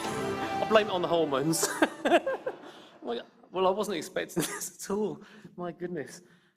When I saw the other finalists, I thought I've got absolutely no chance because they're absolutely amazing. So, wow. God, we've talked a lot about the hate and the misinformation that there is on in the mainstream media, in social media, and in Parliament. And I'm just doing what I can in any small way that I can just to try and counteract some of that with positivity and trying to use a bit of humour wherever I can, because I think if you can use a bit of humour when you tell your story and everything, it brings people along on the journey with you. So rather than browbeat them, bring them along kindly and make them laugh, and then I think they really get it. And so often after I have do public speaking appearances and stuff, I get contacted by other trans people, and then parents of trans people, and then partners of trans people, and often they could be floundering, and if I could just give them just a little bit of support, and that's all they need often, and then just to let them know that it really is okay to be trans, because it bloody is. Yeah. If you can just let them know that it's okay, then you see them blossom and flourish, and it's a beautiful thing. So this is for all those people, the partners of trans people, the parents of trans people, and the trans people themselves. Thank you very much, Trans in the City. Thank you so much. I wasn't expecting that.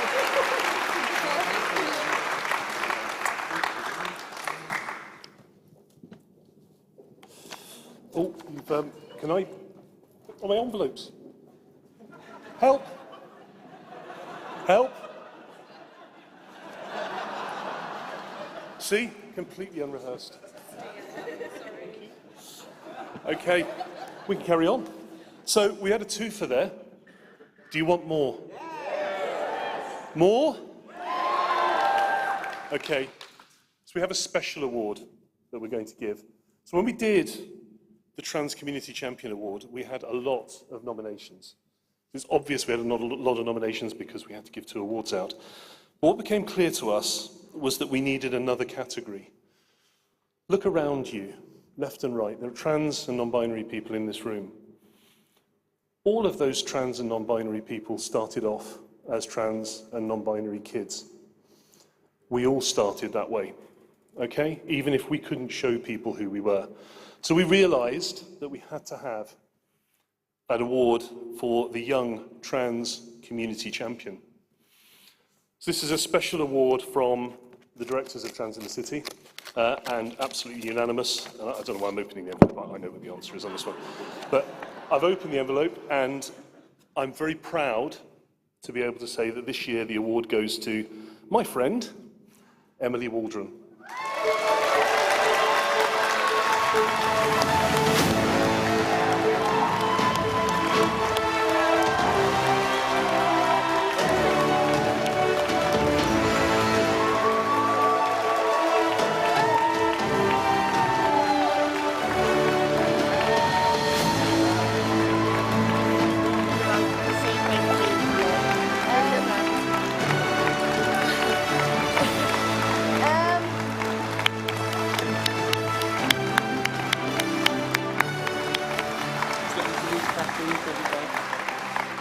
Well,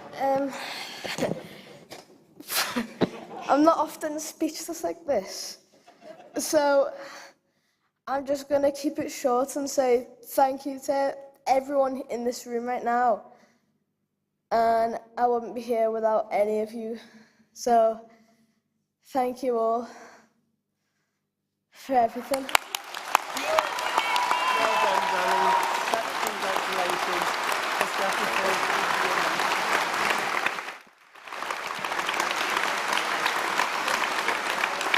A really worthy winner. And what Emily doesn't tell you, and many of you will know Emily's story, but you know, to be 13, to be visible, to be trans, to be unapologetic about who you are, to stand up for yourself, to be there in our society right now is something very, very special indeed. I certainly couldn't do that when I was 13, so well done, Emily, from all of us.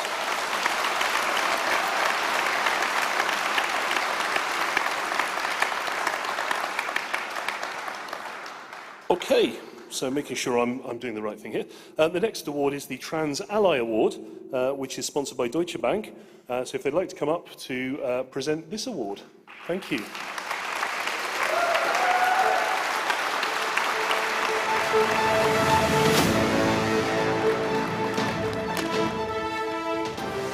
So, wow, what a room full of people. I was lucky enough to be at the event last year, which was just a fraction of the size. So, Bobby, credit to you and all the team for ever making this bigger, better, and more brilliant. I think from a Deutsche Bank perspective, really the key thing for me to say here on behalf of me personally, but also all of the Deutsche Bank team, is we stand with all of our trans, non-binary colleagues and all of those in the community. So we are here for you, and we are here to be your allies and your supporters. We talked a lot this morning in the breakfast that Bobby and team ran around amplifying the voice. And I really think that's the power of allies, to really help all of our trans and non-binary friends to make their voice heard. But allies aren't there just for the great times. We're not just there to be the cheerleaders when things are going well and the seas are calm, but we're also there to be the supporters, the shoulder to cry on, some advice when times are tough as well. We're here to hold hands and take a position alongside our trans and non-binary colleagues.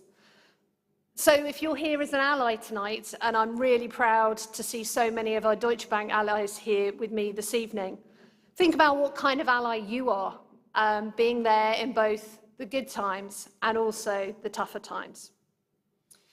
The battle for equality and the battle against discrimination is absolutely not won yet, and we've heard a lot about that this evening.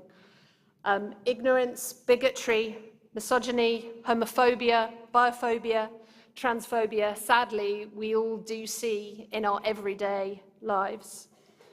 But together, as allies, alongside the trans and non-binary voice, we can be all that much stronger in pushing back and really making progress and change.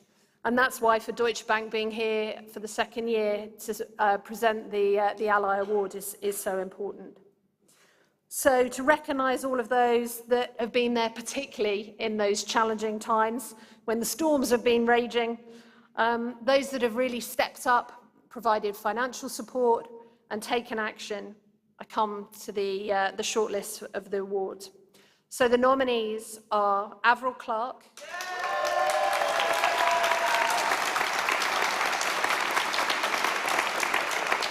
Hazel Dean,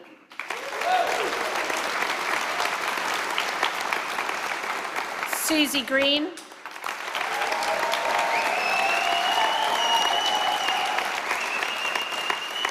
Fraser Longden and Ben Jackson, Saba Ali, Steve Wardle, and Michael Cashman.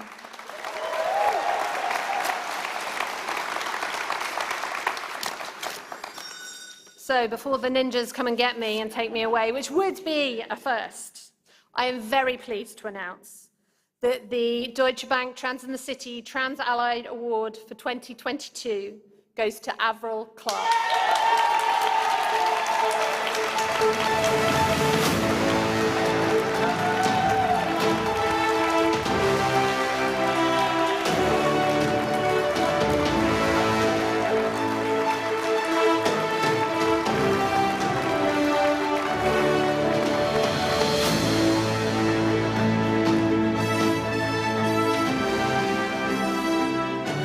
I'm speechless. Anybody who knows me, that is really, really rare. I just cannot believe everything I do is not for me. It's not for this. It's for every trans and non-binary person everywhere. I will do everything I can in my power to support this community. It's been my life for 22 years. Truck, Trans Radio, Truck Listens, Truck United FC, LGB with a T, we fight for you. I stand with trans and I stand with trans always and forever.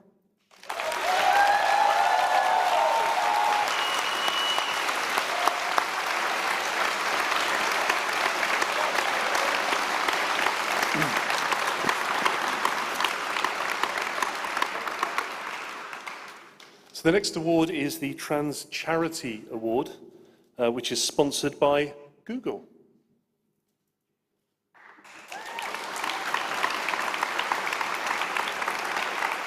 That was a Google search. I'm here all night, try the deals. Thanks very much. There are a lot of us, aren't there? I've also been warned by the ninjas, so I won't keep you long. My name's Mike Johnson, my pronouns are they, them, and I'm here to represent the Trans at Google employee resource group in the UK. We're open to everybody at Google under the trans and gender inclusive umbrella and our allies. I'm no good at speaking at these things, I'll keep it short and sweet. I'm really honoured to be able to present an award, especially the Charities Award, which I think are more important than ever, and I think we really need to treasure the people that put that work in to make them work. So I will I'll get on with it. The nominees are for the Trans Charity Award 2022, sponsored by Google, are Mermaids,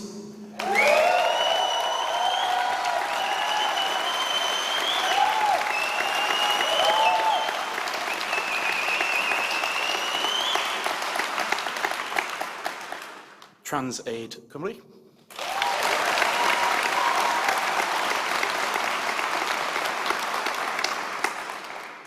Trans Radio UK,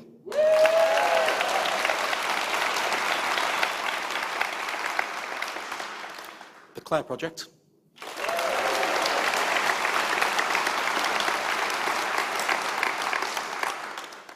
Trans Pride Southwest.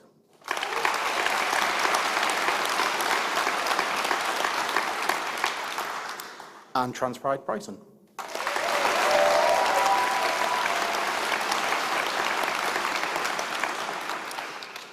And the winner, get this out of the envelope, of the Trans Charity Award 2022, sponsored by Google, which includes a £500 donation, is Transaid Cymru.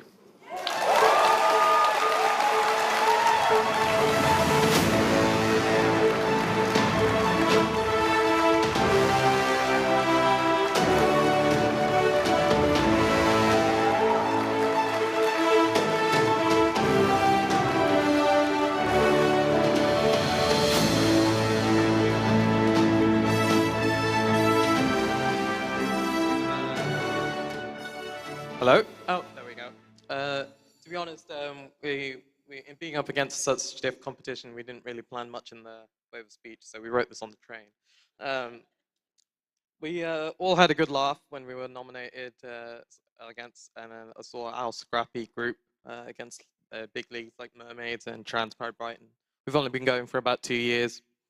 So thanks for this recognition, despite us not being an actual registered charity or a mutual aid organization. I think it's easy for people to forget that we're basically 8 trans people and one cis ally in a trench coat. Behind some slick graphic design and a nice website. You know, we provide some small grants, advocacy, casework, and help trans homeless youth. And considering how much has been mentioned tonight, I think shows how widespread third sector organizations are feeling when coming out, you know, against the housing crisis and how trans service users especially are affected. And events where trans people get to be themselves. But honestly, we're a temporary fix to a systemic issue. The truth is the state should be making sure that people can eat, sleep, and be in, and have housing.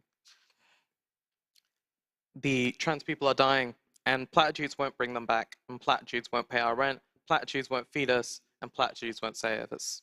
Thank you.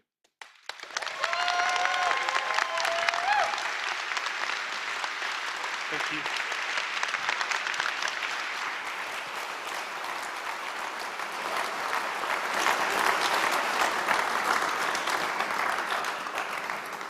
So that's it for nonchalant, whatever I called it, chaos. It's my very great pleasure to ask Bobby to join us back on the stage for the final award of this evening.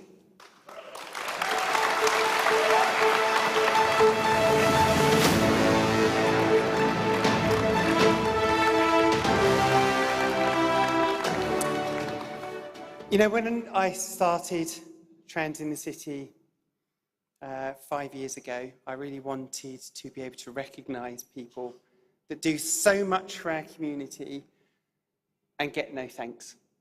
That work day in, day out, year in, year out, and get no recognition.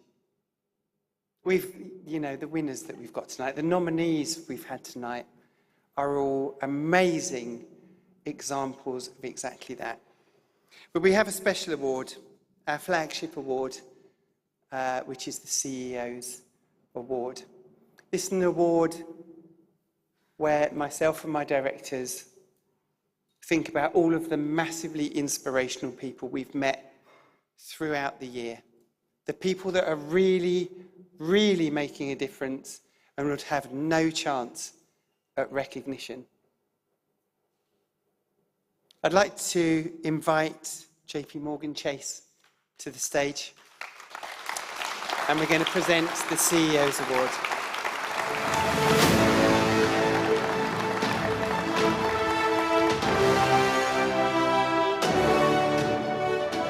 Come on, Nikki. Oh, God, honestly. Instead of just opening an envelope, which we will do in just a second, we've got something very special to play you. The idea of the Trans in the City CEO's Award is to celebrate and recognise those people that do so much for our community but get no recognition. This year's winner winners, Bruce, Janet, Bob and Sue, exemplify that. Hello, Trans in the City Gala. We are Stephen and Caroline from Flag Bristol. Sue, Bob, Janet and Bruce have worked tirelessly over many years, helping very many families and friends. We are so pleased that they are receiving this award tonight. It is so richly deserved. Sue, Bob, Janet and Bruce, thank you does not do it justice. The support that you've given to parents of LGBTQ plus youngsters over the years has been extraordinary and life-changing. Life-changing for the parents, life-changing for their kids. I can only hope that you carry this on for many, many years to come. And from the bottom of our heart, thank you. Sue, Bob, Janet and Bruce have been campaigners for equal rights for over 30 years. But it's the work they're doing now with Flag Bristol, supporting families with trans and non-binary children, that I think is their finest work. So on behalf of Flag, I thank them. Hi, Bob and Sue, Bruce and Janet.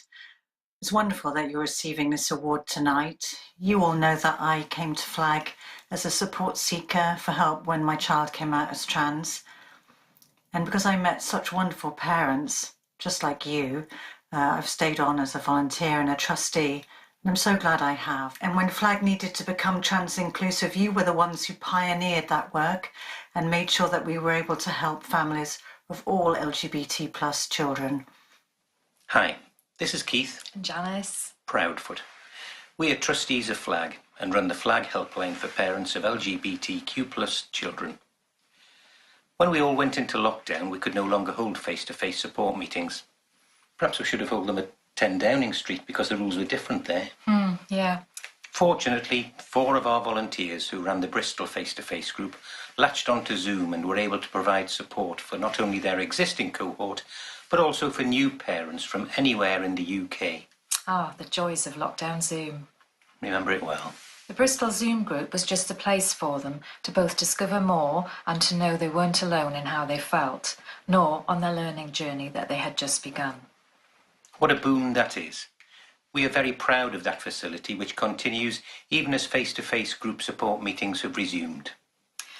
I'm Jenny, Flag South Wales, and past president of Flag. Well, what an exciting event. This is a very special honour, and you 4 are very, very special people. So, have a fabulous evening. These 4 flaggers have changed lives for the good and supported many parents on their respective journeys. This Trans in the City CEO's Award couldn't be given to a more deserving group of people. They deserve this recognition for everything that they've done for our community over the last 30 years. And I hope you'll join with me, Trans in the City, JPMorgan Chase, in congratulating our wonderful winners. Congratulations to Bob, Sue, Bruce and Janet for their fantastic work. Congratulations. Congratulations. And congratulations. Many congratulations. And congratulations.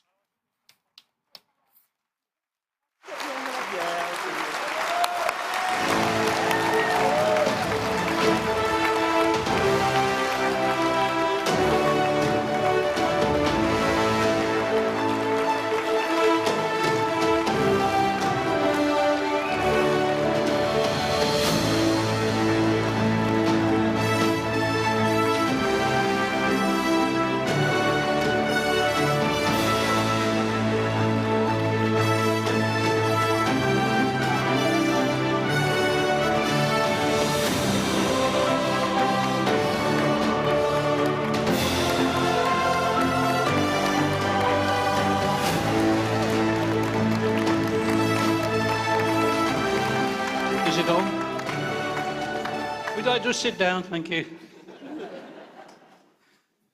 Oh, we're gobsmacked. This is... Actually, we feel like quite frauds. We shouldn't be You here. are the amazing ones. Yeah. You are the amazing ones, the stars, and we couldn't have done what we've been doing without Bobby. I mean, she's been the game changer for us, hasn't she? Yes, absolutely. Absolutely. We stand in awe of her. And we thank you so much. No, we've been going for quite a long while, and we're parents of lesbian engaged, you know, and we've thought, because we love our kids, and we've been doing what we can for them for quite a while, and having a meeting, and parents have come along, but over the years things have got easier, and you know, successive Labour governments have brought in good legislation, and the number of parents coming along sort of drizzled to nothing. We thought, well, maybe job done. You know, it's getting so much better, easier now. And then these parents of trans youngsters came along. We thought, what on earth are we going to do? We don't know anything about this. And it was a real sort of a crisis. And we said, no, this is where the pain is. This is where the ignorance is. This is where the hate is. So we get together, we give them tea and coffee, tell them our stories and say, you know, would you like to tell us yours? And miracles happen. We just love them. That's all we do. And they change. And it's the most rewarding thing we could do.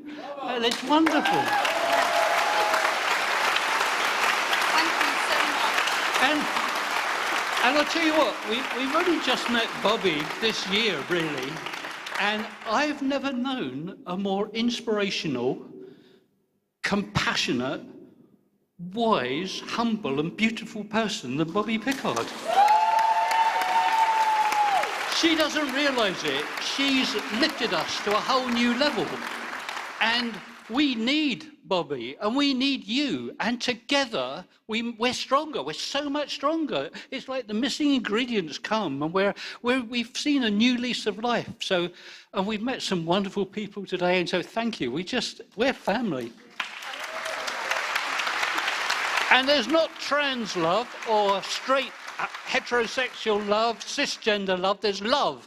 And love's more powerful than hate, and more powerful than ignorance. And love wins. Oh, yeah, sorry.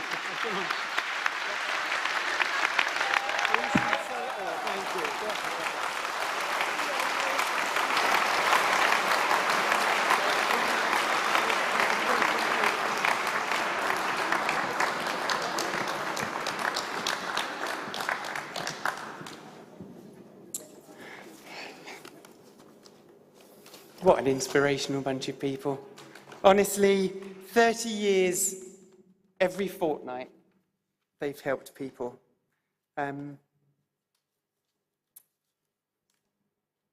Some things almost bring me to tears, actually. But,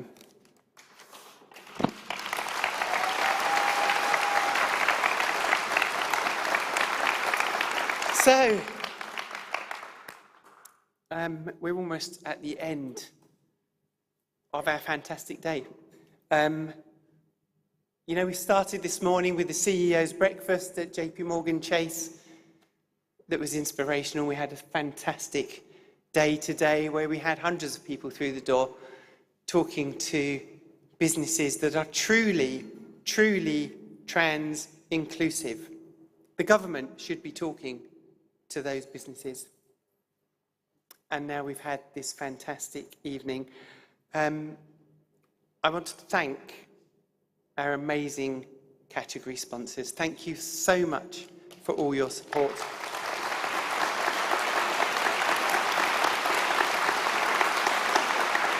I want to thank all of our amazing event sponsors that have been with us all day and have contributed so much to making this event a success.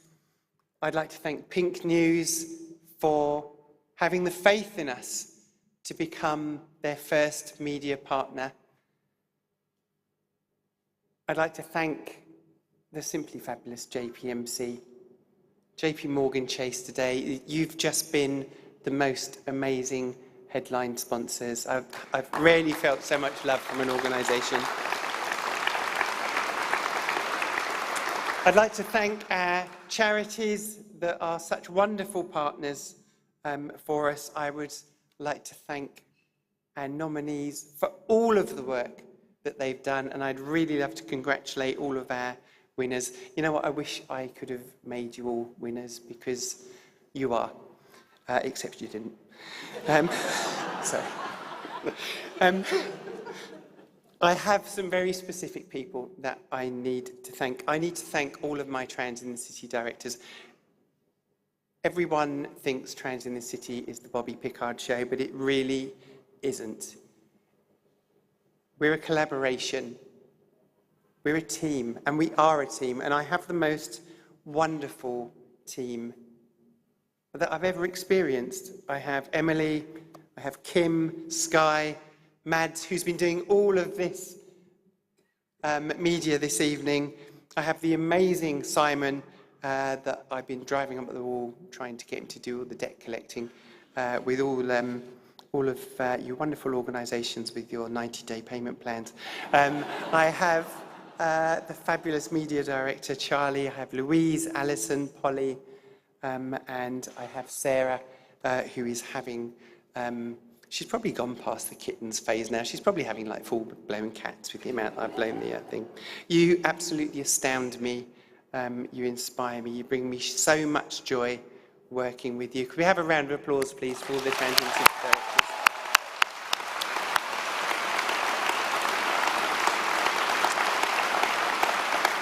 I would love to thank and single out each and every one of the volunteers that have been stewarding, helping out through the day. You have been absolutely astronomically brilliant. I'd like to thank all of the security team and all of the team here in this wonderful venue.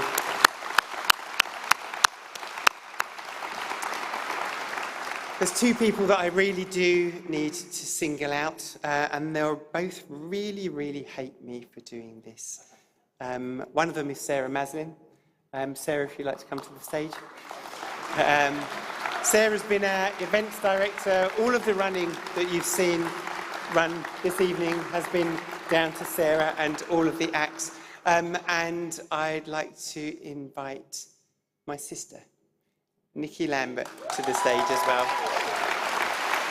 She's going to be hiding, so we need to go and find her. Oh, she's being dragged to the stage, even as I thought she'd have to be dragged to the stage. These two people are the people that have enabled all of this tonight. These two people are the people that have made it possible, that have got the biggest group of trans and non-binary people together in a room. Thank you so, so much.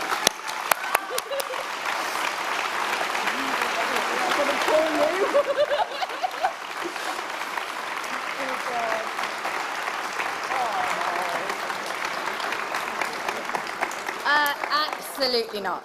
Do we really think? Does she really think she's going to get away with that? Absolutely. Fair's fair, I feel. I promised that I wouldn't take up your time tonight, and I'm absolutely not going to, especially as I'm the one responsible for time. And as Bobby has pointed out, there are cats, maybe dogs, and a couple of horses right now in my brain. And I won't mention any other regions. Although she says it's not the Bobby Pickard show. As we have discovered tonight, all roads lead to Bobby.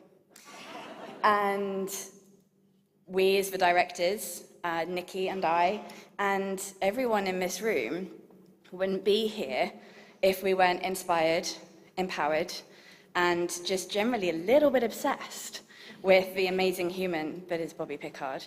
And because I'm responsible for time, much as I would love to talk about how amazing she is and how absolutely fortunate I am to be able to not all just only call her, and this is where I have to take a deep breath, she's the one who made me feel seen. And I'm only an ally. I'm your little token cis person here, which, by the way, is an absolute honour. But she still made me feel seen as a lesbian and an ally, and I will always love her for that. And just a little bit more lucky, I get to call her my best friend. Yeah, that's really quite something. So...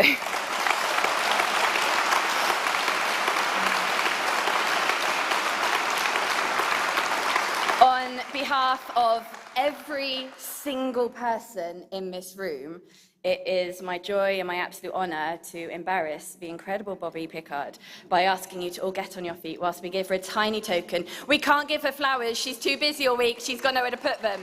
So we've got a little token just to say thank you.